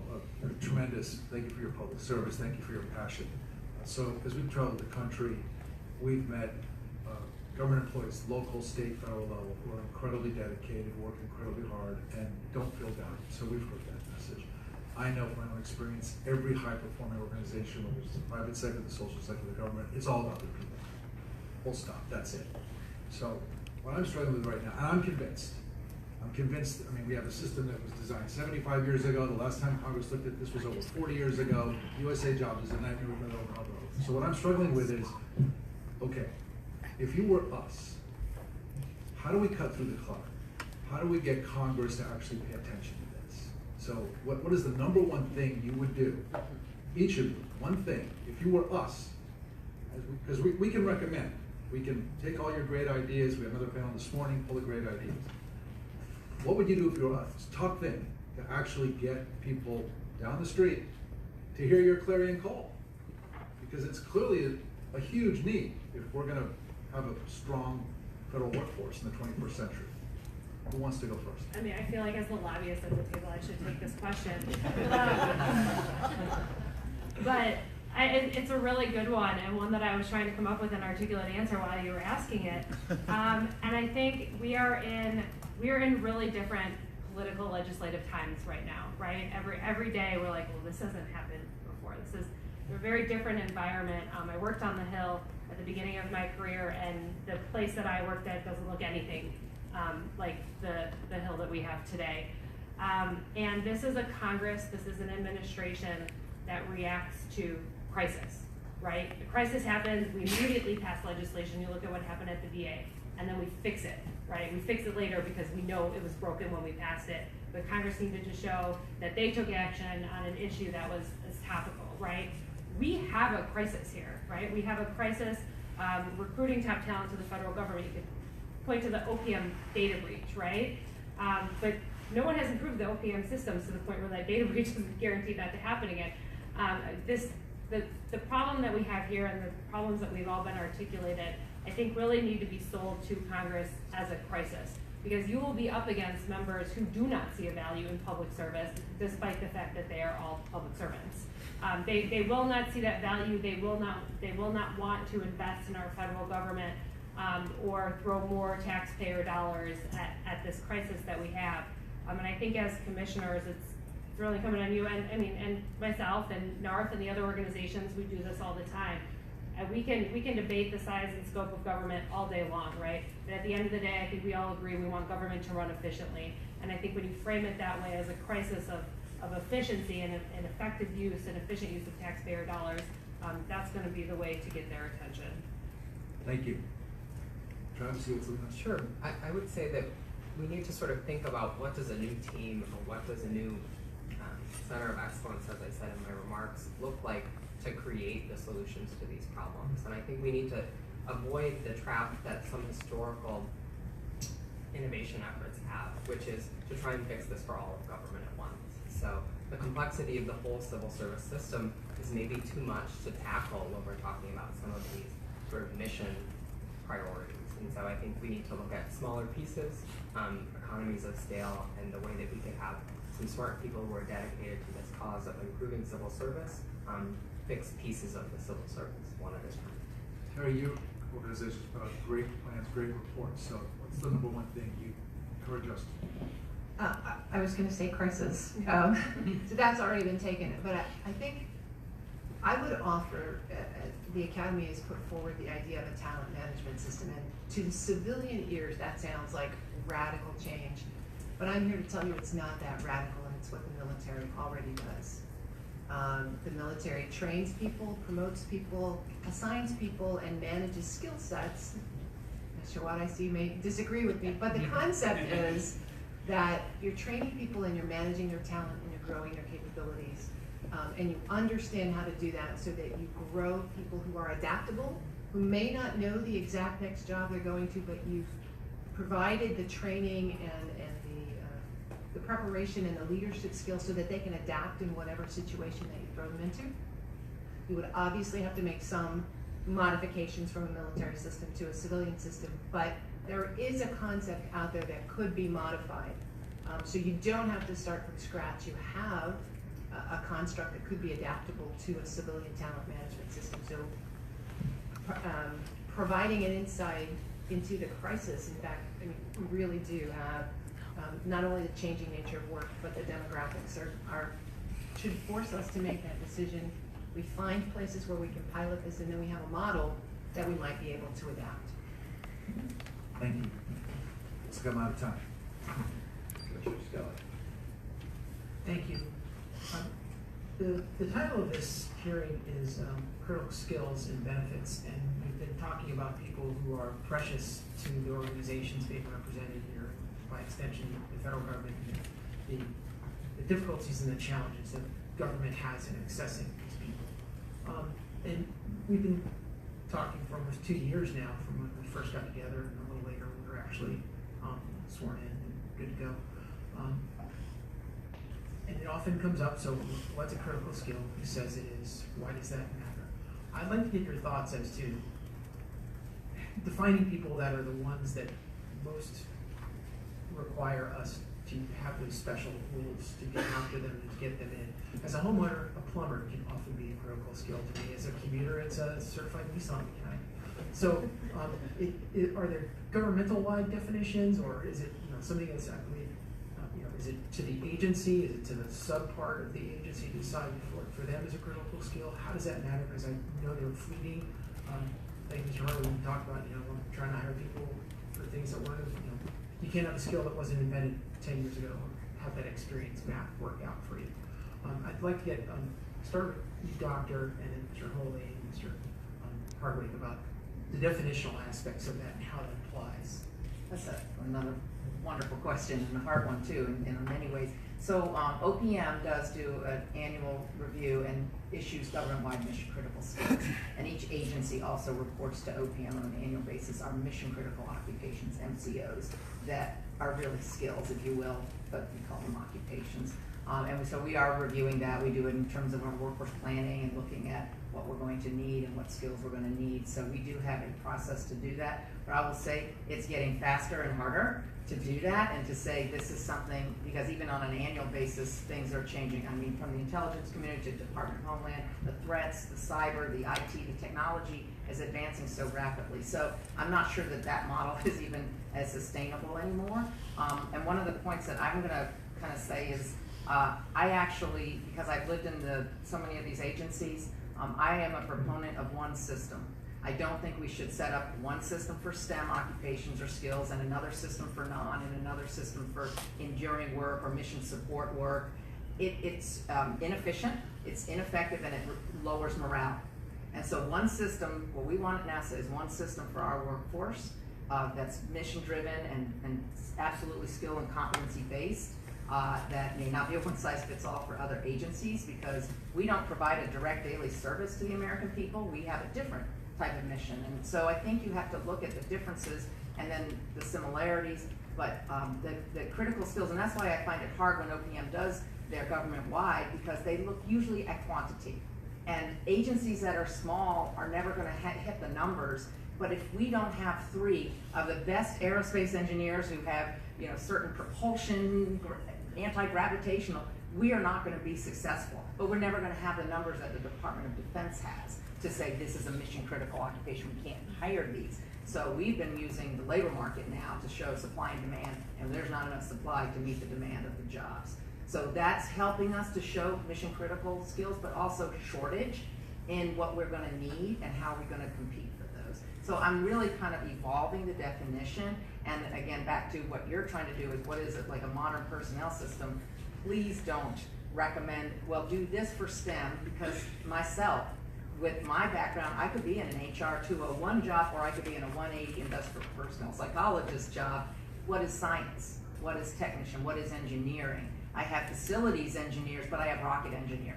You know, they're all engineers, but they're different types of mission application. So it becomes part of this whole, how do you define it, who's doing it, and then HR is stuff trying to figure out workarounds or definitions. So it is very complicated, but the process right now is that we look at that agency-wide and annually to determine what is defined as a critical skill.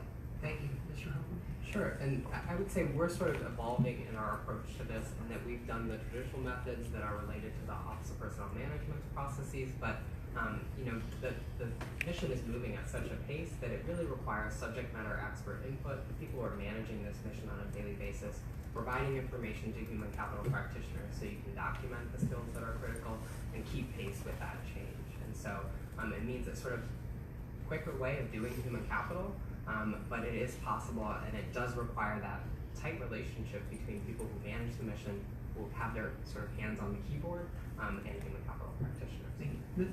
Mr. Vice Chair, I'd like to buy a vowel and get into my second round tonight. Okay?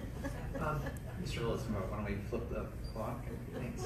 I'll do my best not to use all your time. Oh, go ahead. It's our time. What I would say is, from our approach, we're a little bit unique, obviously. We start with the mission of the agency that we work with. We boil back from that. So we say, what is that mission? What are the core competencies that are needed to achieve that mission? And then we hire for those core competencies, and then we put the subject matter experts on our team in charge of adapting those core competencies over time. Like, I'm going through an engagement right now where we are revamping our entire hiring process, because what we need in engineering has evolved from what was essentially site reliability or DevOps engineering early on to a far more application engineering sort of stance. Same with design. We've moved from design research towards more human-centered and UX design, but I don't do that. We actually have an iterative, adaptive system of developing what the skills are that we need. Boiled down as succinctly as I can say, great people know who they want to work with. If you give them a great mission, they will not only find the skills, they will not use their skills to achieve that mission, but they will use their skills to hire other great people that will help further that mission. So not setting what the skill is or what the critical need is in a moment in time and then trying to rewrite it every 10 years, but having active participation from subject matter experts in evolving what critical skills are over time that are all driven towards the mission of that agency has been a big part of our success. Ms. Herman, can you contrast, I'm trying to dovetail into that as you made the earlier point about an adaptation of the military-like system. Having been a 17-year-old who was identified by the Navy, reached down, plucked me out, put me in, and spit me out over 25 years later. What I hear here is, I would say it's in conflict, but it really is a challenge to make those two mesh. One of the things we suggest in the longer term move toward a talent management structure is that you would create lines of work, so basic competency groups, and you would have a panel of the professional experts, so think the CXOs, right? So if you're going to do financial management, for example, you would have the panel of chief financial officers who said, these are the skills that we need today, the skills and competencies. And that group is always challenged to refresh those. So today it might be financial services delivered through a particular application. 3 years from now, maybe we're back to Advocacy, I don't know. But, so they're constantly refreshing the critical skills, which then informs the recruitment effort. And every agency can start to look at, who do I have that has those skills? If I don't have them, do I have a training program? And you can start to refresh that way so that you could identify critical skills and emerging skills through panels of professional experts related to those lines of work. So if you're thinking about moving to a talent management model, who sets the standard? We would suggest that we could kind of create those panels of professional experts. That's really helpful. Thank you. Thank you, Mr. Vice Chair. Thank you. Well, let's continue another round of questions here, and perhaps we could go to you, Mr. Hoadley, and Dr. Kolmstetter. As human capital leaders within federal agencies, so much has come up about the benefits that exist in the private sector versus the public sector.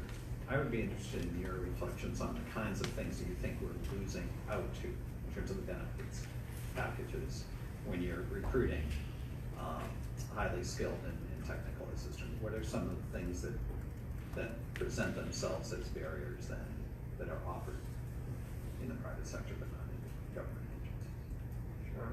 I would offer that we tend to think about this in the cybersecurity space in comparison to Silicon Valley, the sort of tech world. At least this is where our leaders kind of look at our comparators, and there are certain benefits that space is offering that are never going to be part of the federal package. So we're not going to have stock options anytime soon, or food cards or things like that.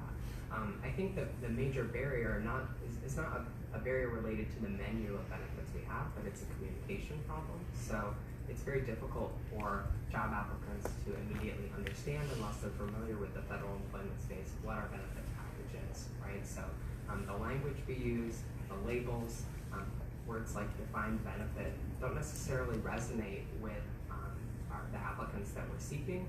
I think that communication gap can be bridged, but it's not something that we've mastered yet. So I think that there are a lot of great benefits in the government. Health insurance certainly, and certainly for any pre-existing conditions which don't matter, you can get your health insurance is a huge plus and a big attraction. One of the things that private sector companies have been doing for years is something called cafeteria style or menu-based benefits, that there's a cost that's considered total compensation for your benefit package. And since we know we have a lot of dual partners or spouses in the government, for example, they already have life insurance through their spouse or partner, so they could choose to use their benefit points for something else, like maybe life insurance or pet insurance if that ever happened, or something else.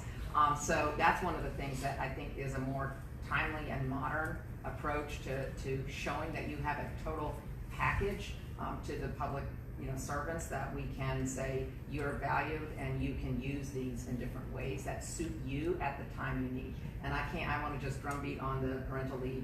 We lose people at a certain point when they want to start a family, men and women, but they cannot stay in the federal sector with the salary and with no paid leave.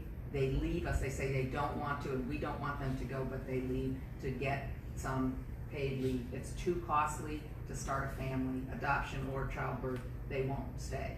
And I think that's a huge detriment, and been on that advocacy for a long time, but I think that you can't be an employer choice in this era without providing that.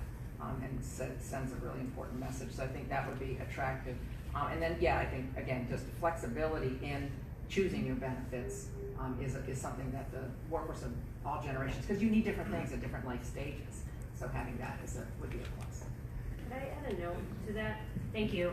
And I hesitate to contradict the fellow panelists, but I just want to caution against not caution about the cafeteria plans, because if you're talking to a 23-year-old who does not know what defined benefit means, but there is a value in a defined benefit pension, and you're offering them, low cost, they already have health insurance choice in the federal government. It is like a crucial tenet of FEHB is the choice it provides to you. So that 23-year-old can choose a cheaper health insurance plan or one with a high deductible, but we're going to give you this pension or your pet insurance. A 23-year-old, for the most part, isn't going to be thinking that far down the line, even maybe if he or she does understand what a defined benefit pension is.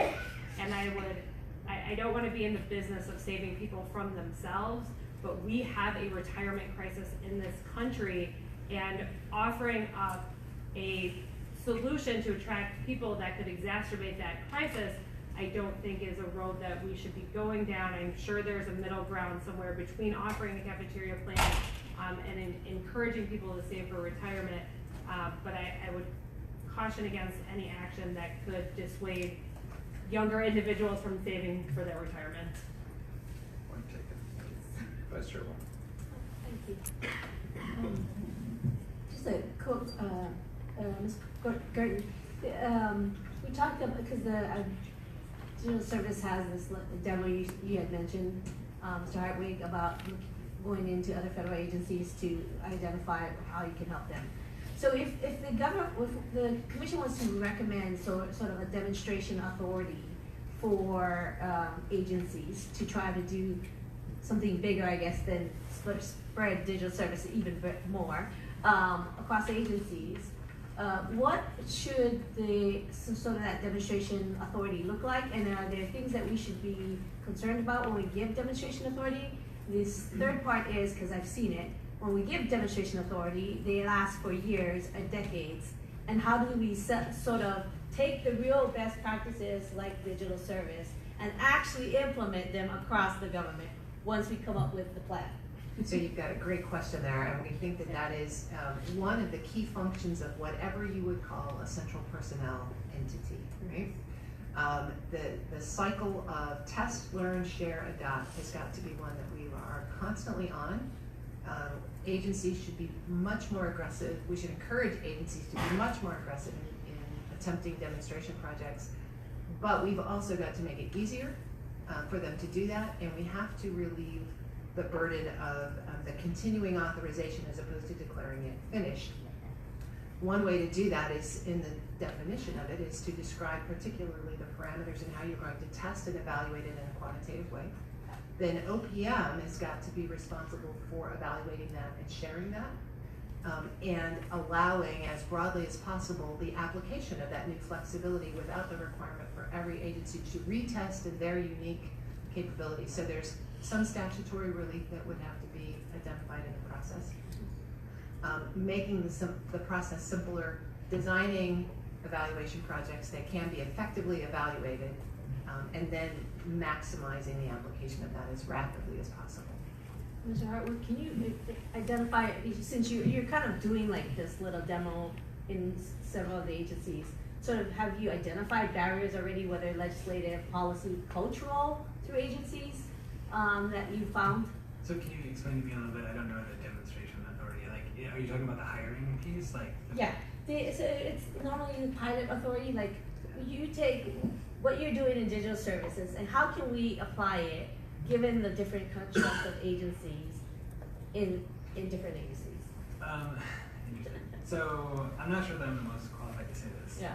But what I will add, I think that may be relevant is the 2210 direct hire authority that OPM just released goes a long way in meeting the short-term gap of what skills are needed.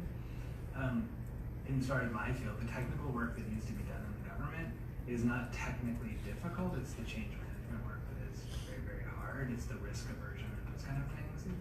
Mm-hmm. That being said, you need sort of technical expertise in there that can work with contractors. What can we do to expand our authority? We're actually focusing on the competitive service first because it's, I think, the prevalence of direct hire authority is, well, again, a short-term solution. We need to reform the system of how we hire and inspire and continue to employ people over time. And I think that has to do with a much more fundamental change. I don't know that demonstration authority is anything other than these skills are necessary versus like it's an awareness building tool. But to be honest, like I don't know. I've never seen something scale well in government as much as I want it to. My best practices don't scale well. Right? Everybody is different. Everybody has different liabilities and authorities that they either rely on or hide behind, whether they be technical people or human capital people. I think that if you prove the need for a certain skill using an authority like ours, and I'm on my second now, demonstration authority, I suppose. I think then what you need to go right to the fundamental root cause of why people aren't joining in the first place and fix the competitive service. I don't know that there's a way to scale direct hire that works well over time.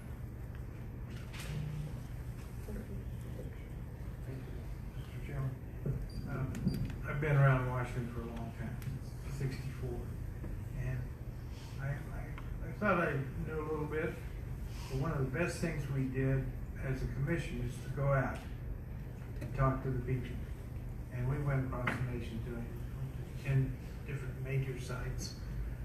Large cities, small cities, large metropolitan areas.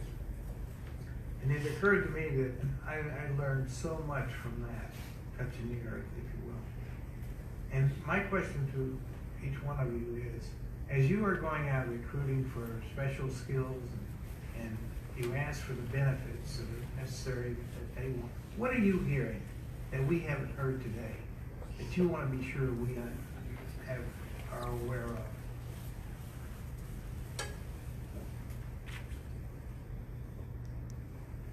And by the way, while you're thinking, I think you have what I would call personalized recruiting. And that is a tremendous asset. And I wish you all the luck in the world in that capacity. But I think we need more of that, just one opinion. So, what are you hearing out there from the field, you or your staff? I guess I can begin. Okay. Because I do go out there. I benefit from the fact, I benefit from a number of things that are not related to hiring authorities. One is that the scope of my work is very narrow, right? Like we're working on public-facing critical services from a user-centered perspective, which allows me to target my audience very clearly. When I go to that audience, what I bring with them is examples of work that is already complete because they are public services. They are things that people can play with online or in other ways immediately. So we can bring them the message of what we've done and we have social proof available. I do think that the communication problem that we deal with has a lot to do with how far behind we are in technology. We would not need to reach people on Twitter if we reached them via the internet writ large, or if when they came to our website it didn't look like it was built in the 1980s. And so what I would say is that what we hear from people is that the mission is great, but the strict requirements of the government are make it not worth the trouble.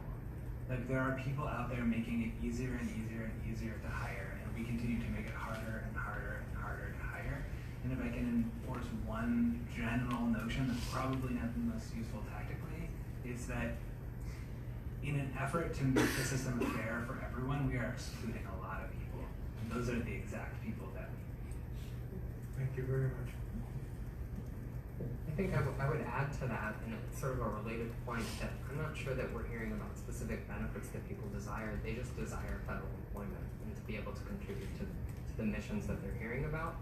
And we've created too many barriers for most people to make it through that process. So I think it was mentioned earlier, we kind of optimize the hiring process for people who are familiar with the hiring process, not toward people who are most passionate about that mission space or who have the right skills. And so they just want to do the work.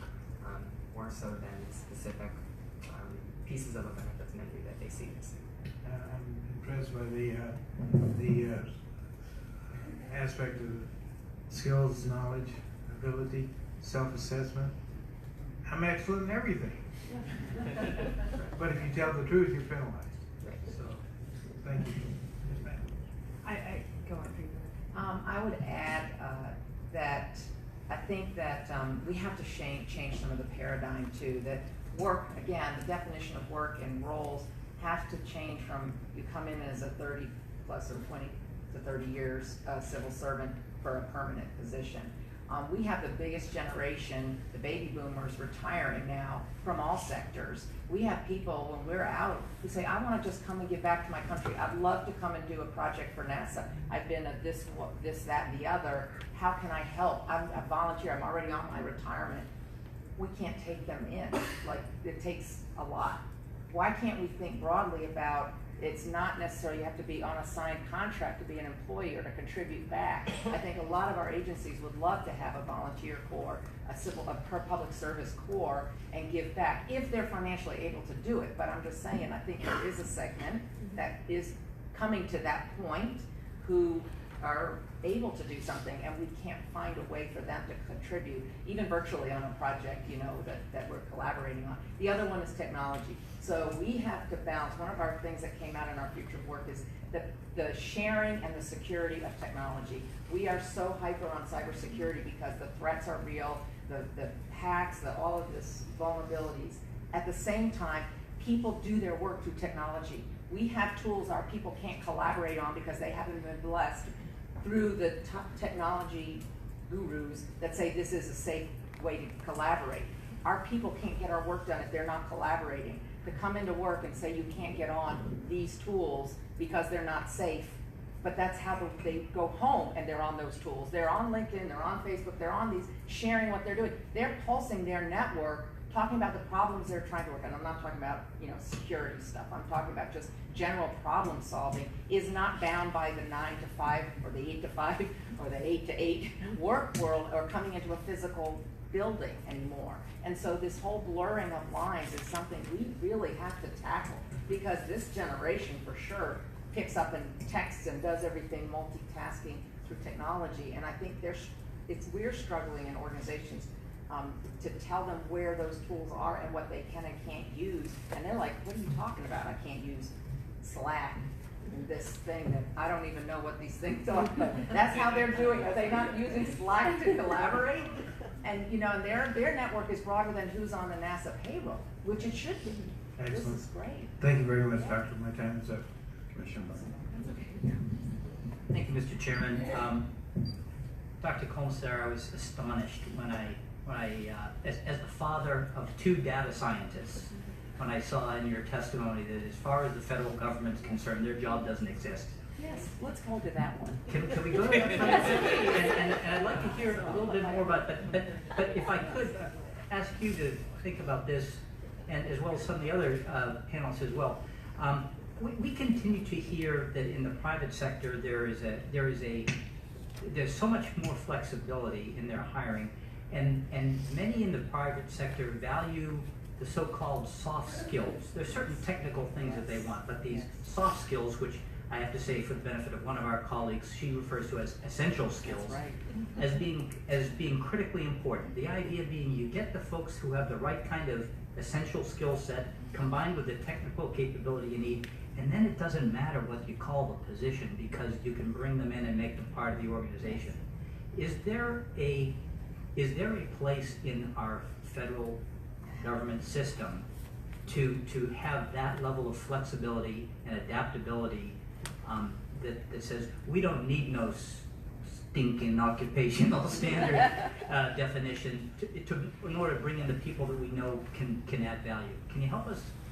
Well, yes, I know we don't have, that red light's gonna go on before we can really do justice to that wonderful question.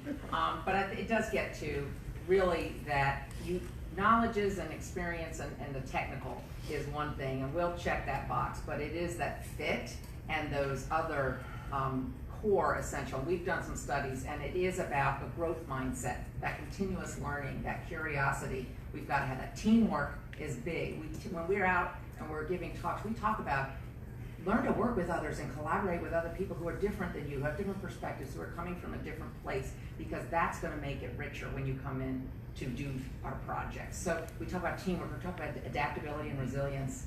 I mean, we don't know what we don't know, and we have to be able to adjust quickly. Those are core, and there are ways to assess that before we hire somebody, because if they come in and they want a structured, rigid, predictable, kind of rule-following job, that's not this job. There's some other jobs that are very much about standard operating procedures, and you must follow those, right? And so looking at your work and going to what we were talking about earlier, your workforce plan, what skills and knowledges you need, and building that into your talent program. And absolutely, it's core, because having a bad fit is not a healthy thing to do.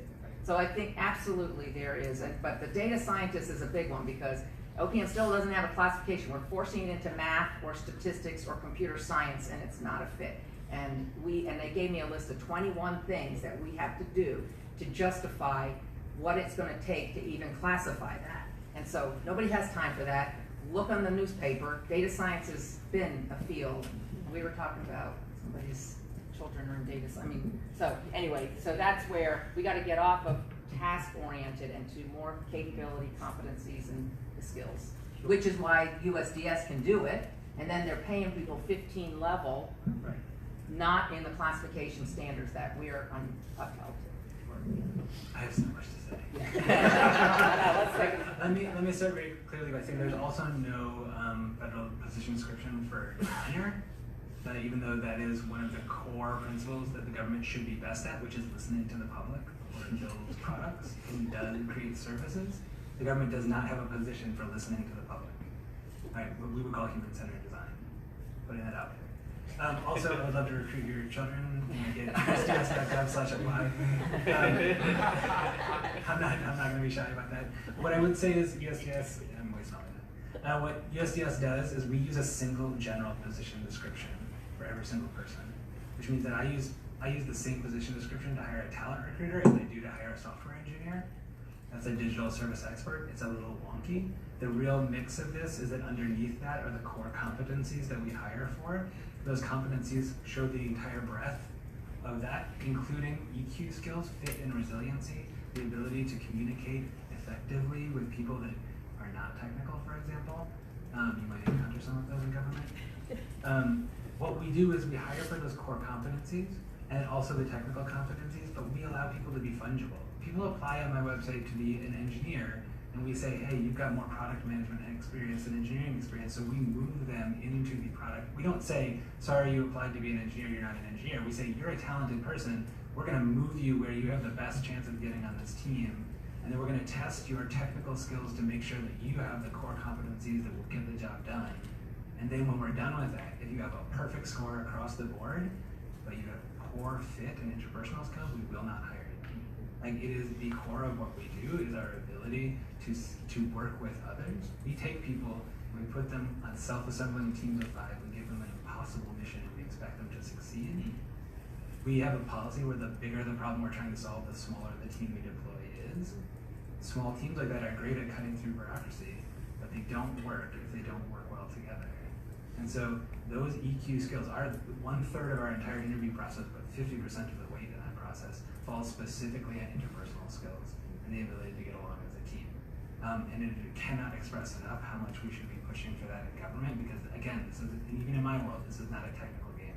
This is a game of interpersonal relationships. Thank you. Thank you. I'm curious about one comment that I heard recently. The commission was out at a university, and I had the opportunity to speak with some of the students. These are graduate students that were getting ready to graduate. I spoke with one young woman who was expressing frustration with the hiring practices of the U.S. government, or the federal workforce. And one of the things that she talked about was that she had a certain skill set that she was trying to market, and she was interested in working for the federal government. But when she tried to fit her skill set into the job descriptions on USA Jobs, and she tried to, she found one that she thought would fit with where she wanted to spend the next part of her life. But what she noticed was that part of the job description, or part of the requirements, is it required a particular degree of a particular name, a master's of pick your degree. That's not what she was getting. She was graduating with a different degree, had a different name. But from her perspective, she was being locked out because apparently the flexibility, perhaps, among what the academic world is awarding as degrees did not fit. So I'm curious, from your perspective, I'm seeing head nods, so I feel like I'm hitting on something here, but from your perspective, how often are you running into that, or how often are potential candidates running into that disconnect between what their degree and their skill sets are and what the federal workforce description is? Well, as the personnel psychologist here, and that is not a known for my field, I know, because the industrial organizational psychologists don't know how to find jobs on USA Jobs. I mean, it's old terminology that's used in old standards of jobs that's defined in predictable, static work language. And it doesn't keep up with the new degrees, and I'm big on multidisciplinary, or even envision mixtures or different names. We don't have one name of anything. And so one thing we haven't touched upon is this whole movement to artificial intelligence, natural language processing, machine learning. And what the private sector is doing is they are not using just one terminology. They are able to look at candidates, and I think it's more like what you're doing, and take lots of those terms, and the computer gets to the technology can figure out, oh, this might be something you're looking at or would be good at, and it pushes opportunities to candidates who might just, and then they look at them like you did and said, well, this isn't maybe a great fit here, but here's 3 other things the person can do. And it's not so defined, but we're not in that system. We are position-based and we are not talent-based. And that is a big shift to talent-based, where we can go to different skills, different degrees, or no degrees, and look at what that person's bringing as a bundle of a whole person's experiences and capabilities to some work that we have to do or a role that we have. So yes, you're spot on, and it's hard, and that's why I think a lot of people get turned off by USA Jobs. They spend hours trying to figure out what something's even called and where their degree, and they search on their degree term and it's not coming up, and then they're asking. So we probably need some kind of maybe a glossary for some of the terms, but I would go to technology to do that. I think that's the solution to help navigate. And if USA Jobs could put that at the front end, where people could put that in, and then it would push to them, oh, these are actually what those kind of skills or technical qualifications would be a match for. And I don't know if it's going there or not, but Thank you. that's what I would say. Sure. I would add that, we hear this as a problem every day, and it takes on a unique kind of flavor in the cybersecurity space, where the field of cybersecurity is not professionalized to the degree that some other fields are. So it's not accounting, right? So we have people coming out of even master's degree programs with cybersecurity policy degrees that don't necessarily align to the work that we have at the department, but they also certainly don't align to the categories that we hire people in, right? They don't have an electrical engineering degree. They don't have a computer science engineering degree with specific hours of specific types of math that OPM designated 25 years ago as required. So we really have to break outside of that model where we look to professional degrees for some of these critical skills, because they're not the best measure. Thank you, Mr. Chairman. Thank you. I want to see my strategy worked, because other commissioners asked some of the questions I had, so now I can get down. So I'm going to put out 3 of them and see how far we can get. One of them is, Mr. Hartwig, you noted that you recognize that USDS enjoys unique benefits that many other government agencies lack in your testimony. And one question is just, would you actually recommend that there be a version of USDS in a series of governments and agencies, and what would be the challenges with that? So that's one question. The second one is, Mr. Hoadley, the DHS, I think in 2014, established a sort of cyber talent management system. Can you just provide to us kind of lessons learned from that and the degree to which that's actually been useful? And then the third one is, I was so happy to see in the context of the U.S. Digital Service discussion in your testimony, frankly, this discussion about the diversity piece. And it is one of the challenges that I think many of us, we see the value and the need for more flexible hiring, for accepted options, for ways of structuring this in a sensible way to get to the talent that we need, given the global marketplace, as others have mentioned. But there is this potential trade-off that you're ending up in, where if you're not, providing a consistent system by which you're posting jobs, by which you have broad options for people to see what's available, right? There's this question of whether or not you're losing some of the fairness piece in the process for, trying to get to the talent that you're most interested in. And I'll just, to sort of sharpen that a bit more, say as follows. I think I can see how your approach deals with some of the gender bias potentials, for example, right? But one of the concerns in the context of thinking about talent management and focusing in on talent in the context of your job recruitment approach, right, is one that if you're doing personalized recruitment and you're working in that way, you may end up tapping into networks, and you may not get to the networks who typically don't think about or are necessarily propensed for public service, which we may want to get to, as a country, in order to ensure that we have the broadest diversity in the context of serving the government. And secondly, we've had folks come up to us at times in the context of conversations about skill sets say, But isn't that just another form of elitism? In other words, yes, you are going to need to get to some skill sets that are quite clear and necessary, and they may not arrive in the context of the U.S. government, but don't you also want to bring in people who don't have skills and develop those skills within the U.S. government? And thinking about it from that perspective, should there be a different approach to these things? So any comments on that last one too? Go for it. Go. Go for it. So, I'll start at the beginning of the question about the authority the department received in 2014. So Congress gave the Secretary very broad authority to sort of re-envision human capital for the cybersecurity space, and that included an exception from some of the things that we've been talking about today, like classification, position-based classification.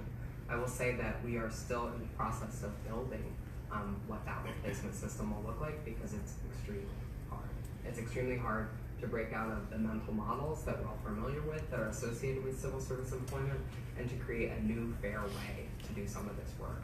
Whether it's describe what a job might be, screen applicants against that job, ask people for specific skills, re-envision what recruitment looks like. It's very difficult to build that merit-based system that looks like the 21st century and looks more like what private sector companies are doing today. So we're working to do that, and we hope that later this year we'll have more to share about the lessons learned that we have. But it's a very challenging thing to do. Okay, like 30 seconds to answer two big questions. If I get quoted today, it's going to be for this. I think fairness is overrated. I think the fairness of the system that we have designed is fair in the sense that everybody can get to it and find it technically. But let's talk about self-certification. A lot of psychology tells us that men overestimate their abilities, and therefore I really am an expert at everything, right? But women tend not to, and therefore they tend to underestimate their ability. And the fairness of the current system leads to wildly unfair results. I have needs. Like the government's safety net is falling apart, not because of politics and not because of bureaucracy, but because of technology. And we need to meet those needs, or we're going to literally enter a recession because Medicare is that big. We are going to lose our social security system because it is 60 years old and comprised of 100 million lines of code that no one can read and understand. I need to fix these things. I feel personal responsibility sometimes to fix these things, as ridiculous as that sounds. And to do that, I need really, really talented people, and I'm gonna go find those people, and I'm gonna recruit those people. And when I do that, I need to make sure that the system that they build is inclusive of everyone in this country. So if that means that I spend my time at Lesbians Who Tech and Grace Hopper and Afrotech, that's exactly what I'm going to do. I'm excited. We do try to cast a wider net also. So we have a targeted approach, obviously, I just explained it. But we also have a broader approach, which is we engage in civic tech and technology press so that we can get a general understanding of what we do out there. And so what I would say is about half of our recruitment comes from people who are inside our network, so referrals from inside. They have a conversion rate that's 7 times better than others. But also, we, especially by the way when it comes to diversity, but also we try to cast a general net with technology press so that we get about 17% of our applications that are cold applications via having heard something on the news or a podcast or normally Ars Technica or Hacker News. I'm much more interested in Ars Technica than I am in the Washington Post. But everything we do is in some way targeted because everything we are doing is filling a specific niche.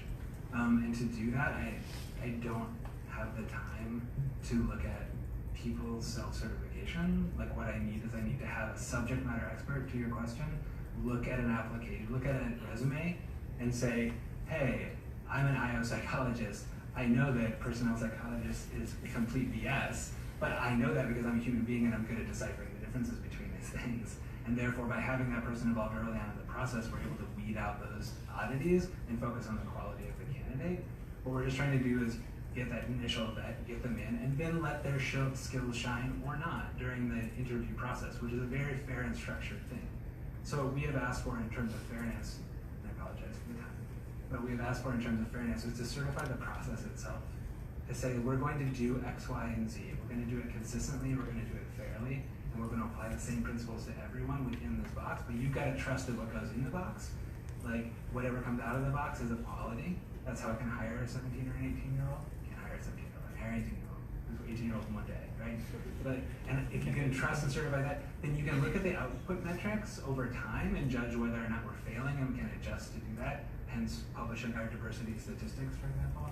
But we need the ability to target our recruitment, especially in critical skills, if we're going to succeed, not just at competing with the private sector, but in the basic functions of what we are supposed to do as a government.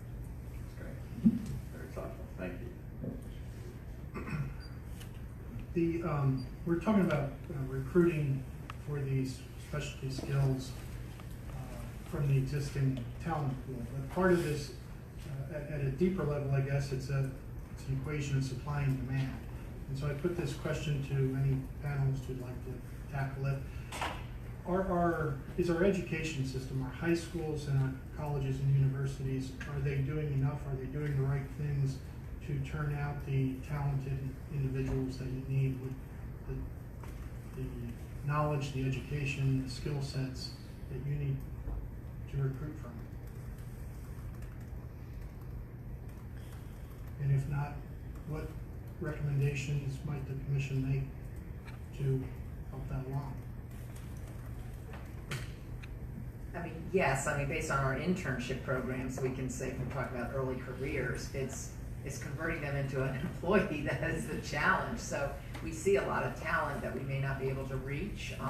I would say that when we do give these talks, we're right on the question earlier, we're really emphasizing teamwork, the interpersonal skills, some of the things that maybe they're not getting emphasized as much as their academic GPA or learn this technical field, and we want them to not come to us where we have to train them how to get along and how to be professional in the workplace. We want them to already have some of that, and their problem solving is collaborative, and then through the technology and bringing those to bear on with our mission, because that's what they're bringing that's new to many of us who didn't grow up native to the technology and how to use data to drive decision making. So I think that they're bringing new things that we haven't yet even experienced as an organization, which we have to find a way to empower them and bring that to life quickly.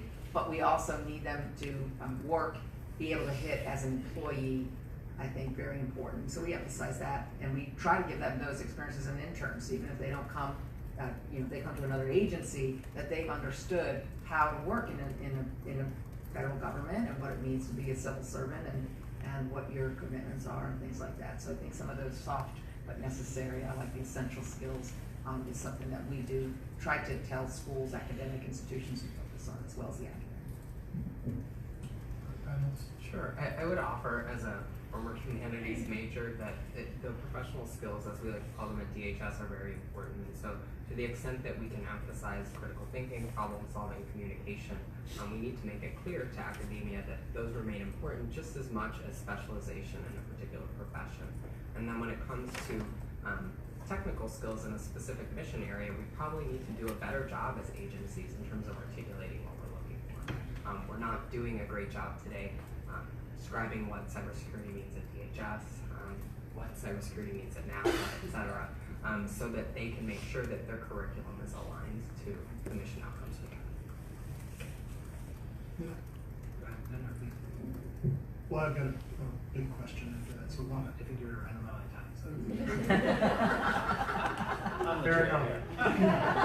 I'll take my job. I'm a pretty new job.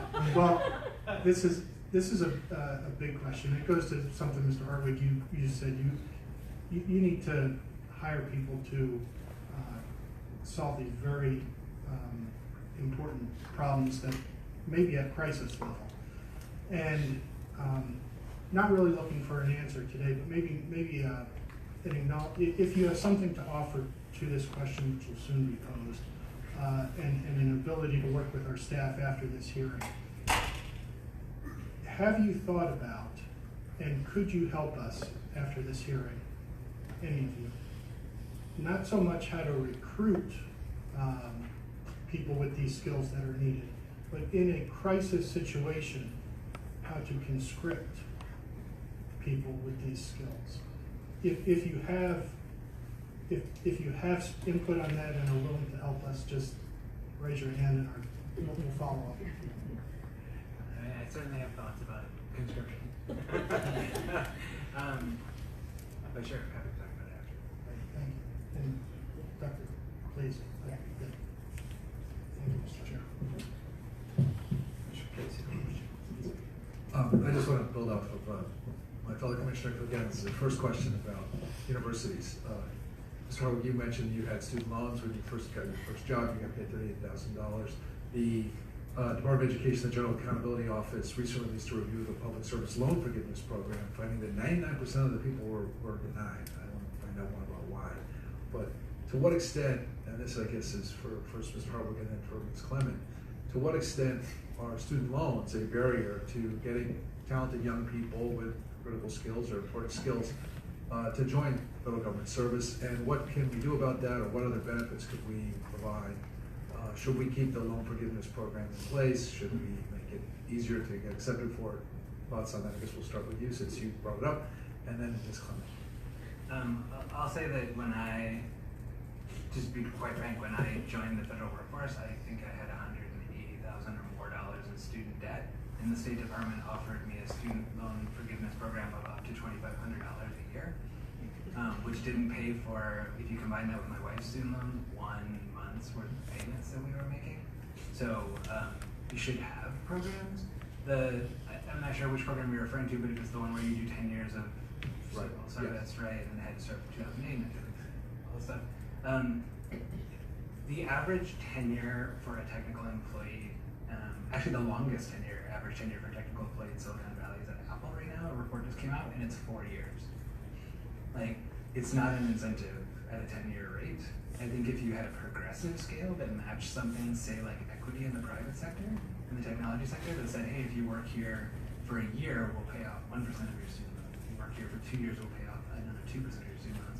And you had increasingly progressive payoff plans that would incentivize people to stay longer, which is exactly what the private sector does in my industry.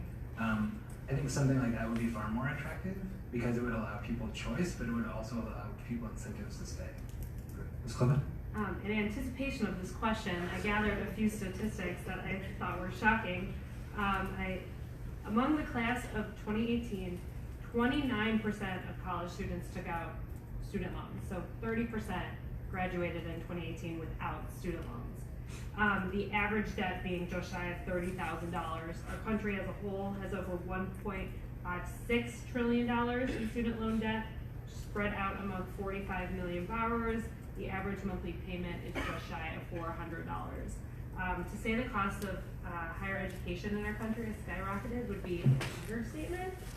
And if you are someone with $180,000 worth of student debt, and a federal agency is offering you $38,000, or let's even say, $80,000, is that going to be your first choice of an employer? Probably not.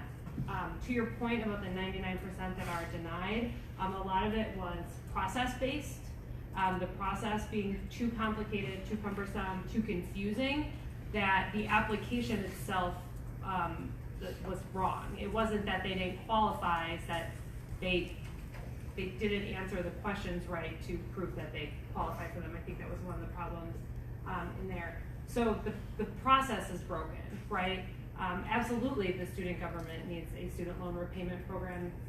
This is becoming more and more common in the private sector to attract those with high student debt. And the federal government is limited to how it can compete with salaries, right? So to offer a program like this makes up for the fact that the federal government has a limit on how much it can pay its employees. But we need to make sure the program works. We need to make sure people can apply to the program. And then once they do, and once we fix this, so 99% of applicants are not denied, we need to market this as a benefit. It shouldn't be once you are hired, you are informed of this benefit. It should be part of the compensation package that is just a given. I was working on the Hill when this was rolled out in my congressional office, and it undoubtedly played a role in retention. With my fellow colleagues, I love the idea of a progressive scale. You get $2,500 a year your first year, but you get double that your second. I think that's a great way to incentivize federal service. Great. One quick question. Mr. Hartwig, you demonstrated a lot of really creative hiring practices. You have special authorities with the U.S. Digital Service. Commissioner Haynes had asked, do you think other departments should have like a version of what you guys do, other federal agencies? I mean, I think a lot do, right? Direct hiring authority, like ours is not so different from direct hiring authority, other than the limit is shorter. I think it's great as a short-term gap. I think I mentioned this earlier. I don't think it's a long-term solution, unless we restructure the needs of the federal government away from a 20-year career and towards 5 years with some duty, and make government a civic service that everyone should do as part of their lifetime, which I'm not against. Letting people in and out of the government fluidly at different levels, I think, is a fascinating concept that would require a great deal of to be dismantled and then rebuilt.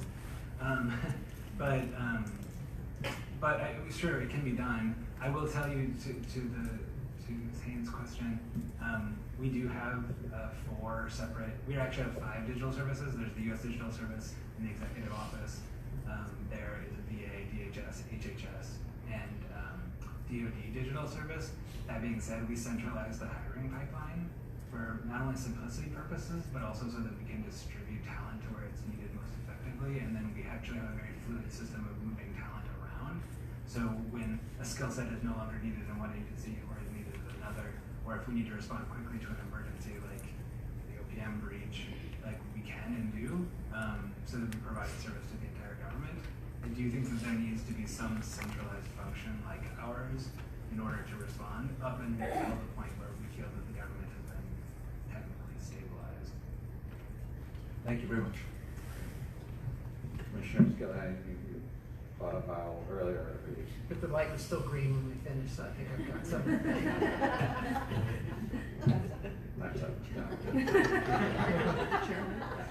Thank you, and I'm looking at the clock, I'll get us in. Mr. Hartwig mentioned a few principles or in parts of his earlier testimony about government generally being risk averse. Yes, we all know it. If you've been there, you know it. You felt it, you lived it. He also mentioned the aspect of when trying to get things done, trust in those that you've empowered to do something.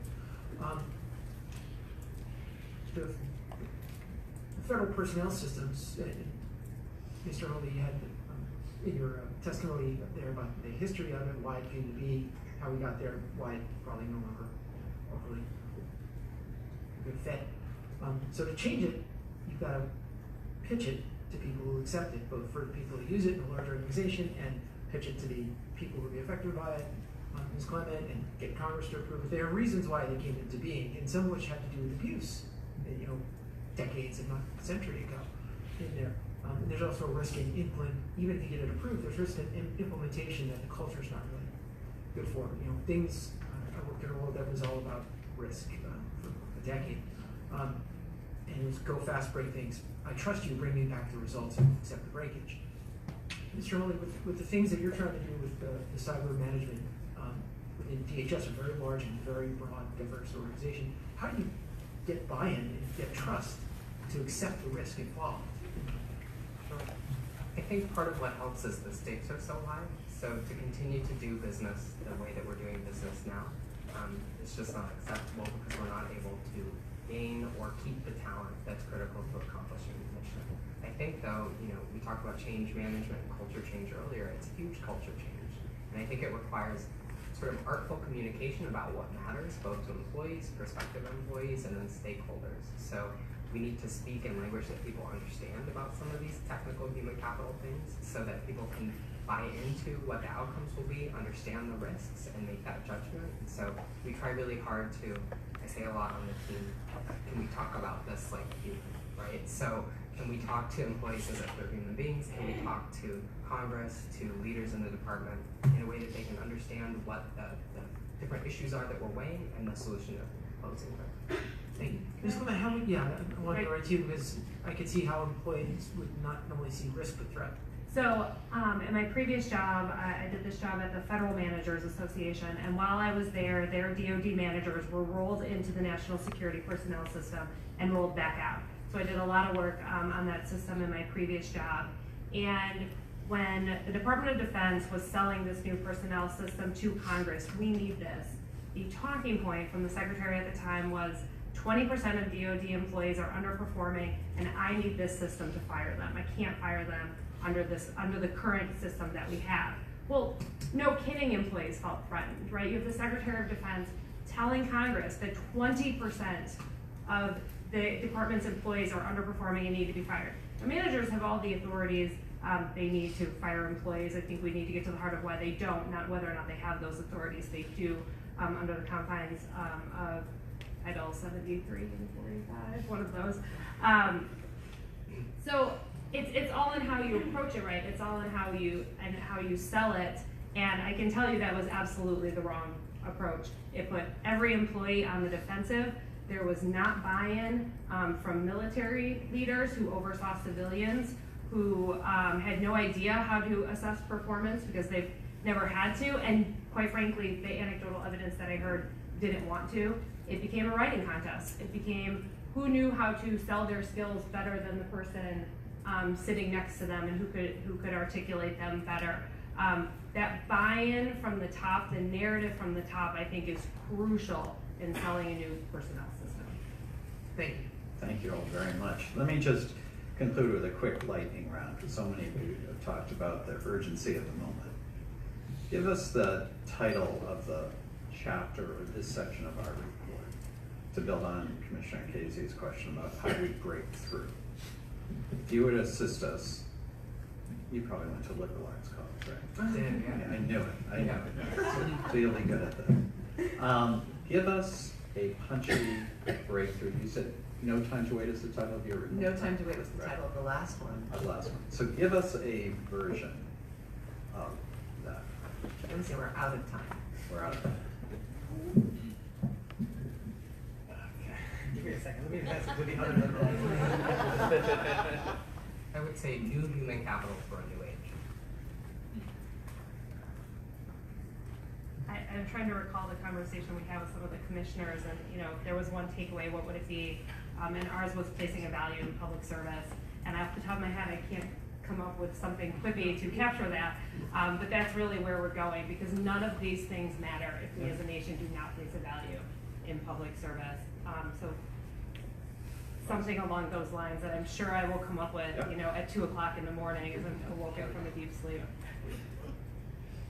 The federal government is sitting on the wrong architecture for the American people in this country to serve them in the way they deserve to be served, period. Now is the time. We're out of time.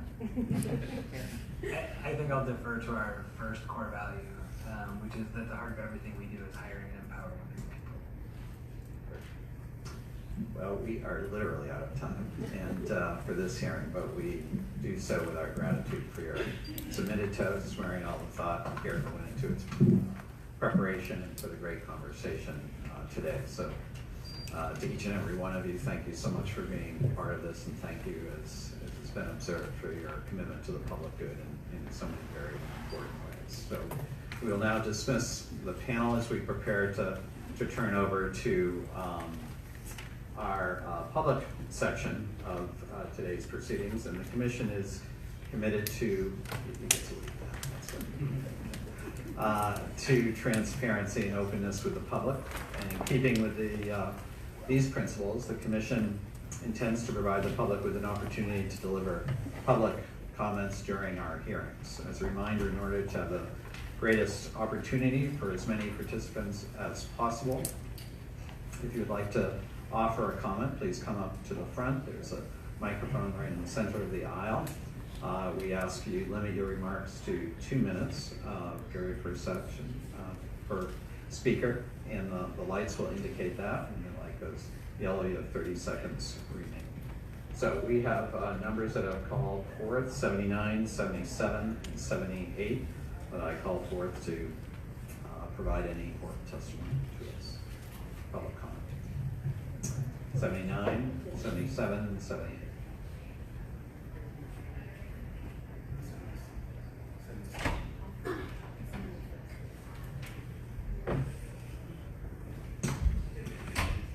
Hi, I'm Peter Casella, Vietnam era veteran, joined the Air Force medical field rather than being drafted back in 1972, or 72.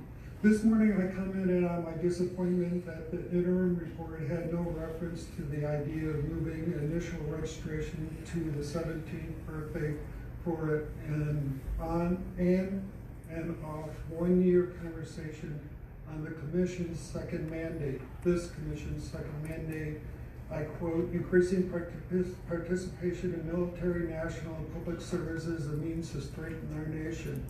This 1979 bill also proposed that at the 18th birthday, basic feedback of yes, no, or maybe to a serious consideration of voluntary or contracted service would be required.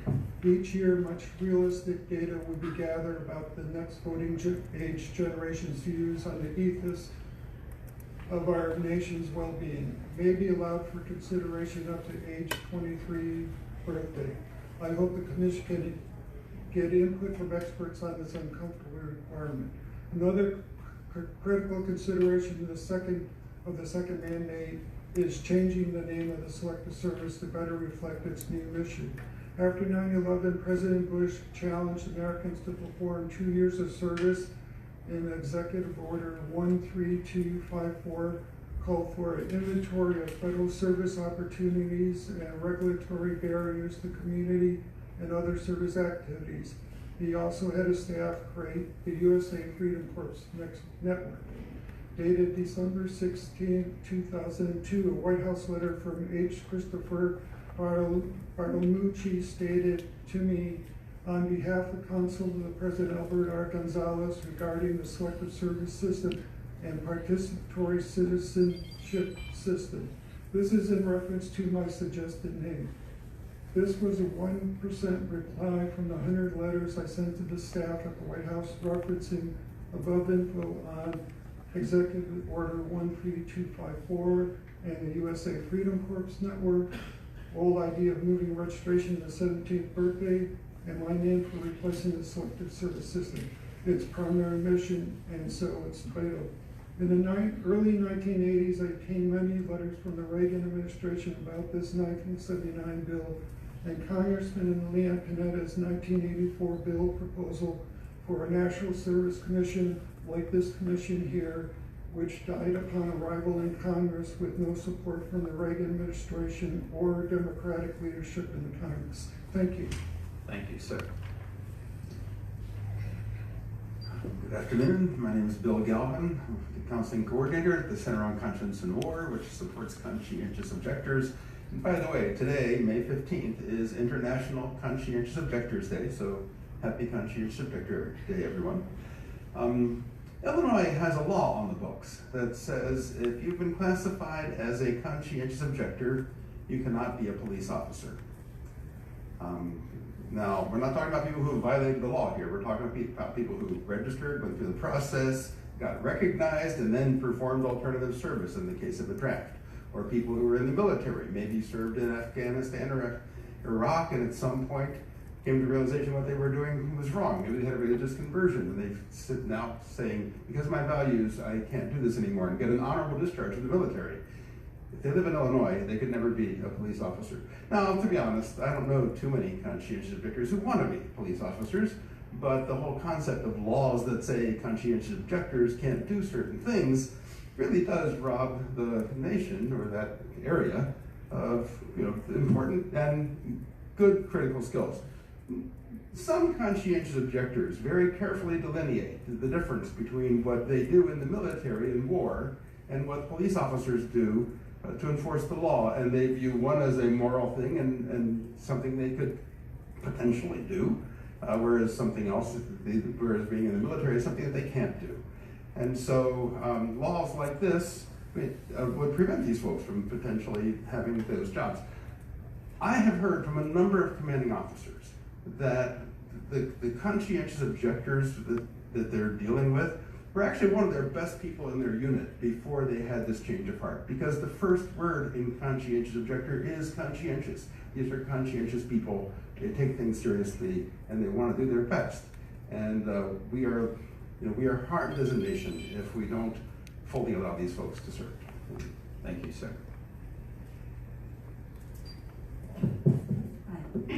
My name is Li Yang.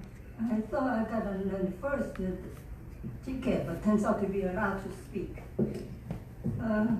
As I testified this morning and before, last round, not even this round. And I still think, why are we still here? Just try to hear some basic. I have a lot of tasks for you to do, but still no resolution.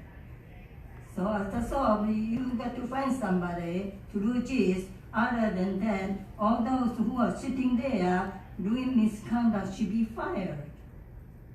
And so I just, in my written testimony before I submitted it, there's the one, a really simple one, there's an affidavit that I filed at the time to support a no-fear legislative bills.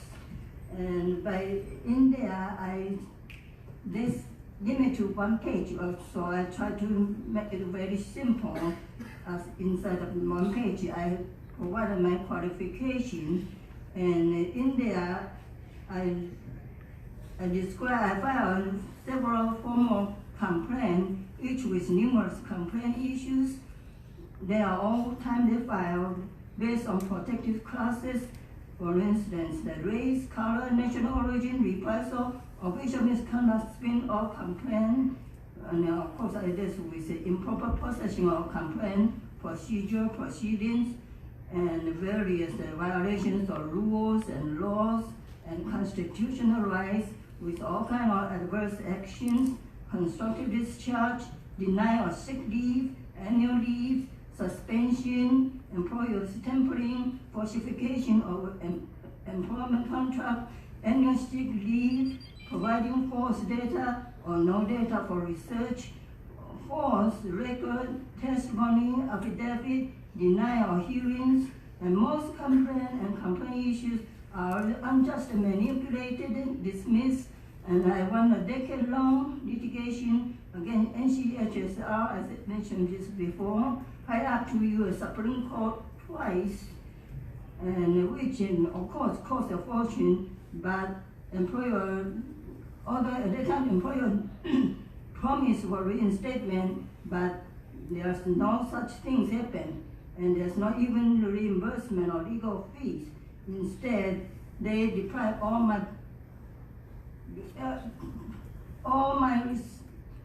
human rights, constitutional rights, and litigation rights. Well, we thank you for that, and if you'd like to submit any further testimony, Right, I understand. All my time is up. Other people can have a right, on and on, but mine is always last minute before second stop. But anyhow, I would ask you to really read this carefully, word by word, because behind every word is serious stories. Because our society is in serious trouble, system is wicked, election is wicked, there's no such thing as capitalism with liberty, freedom, and democracy. So election is wicked, we must do something. America is very sick, very, very sick. We need your help since you're the commissioners. So please do something about it. thank you very much. Thank you. Thank you for that. And other members of the audience are also welcome to submit any written comments to our staff at www.inspiretoserve.gov. Thank again our panelists. Through their help, we'll be able to fully meet our vision of every American inspired and eager to serve. With no further business before the commission, we'll bring this hearing to an end. Thank you.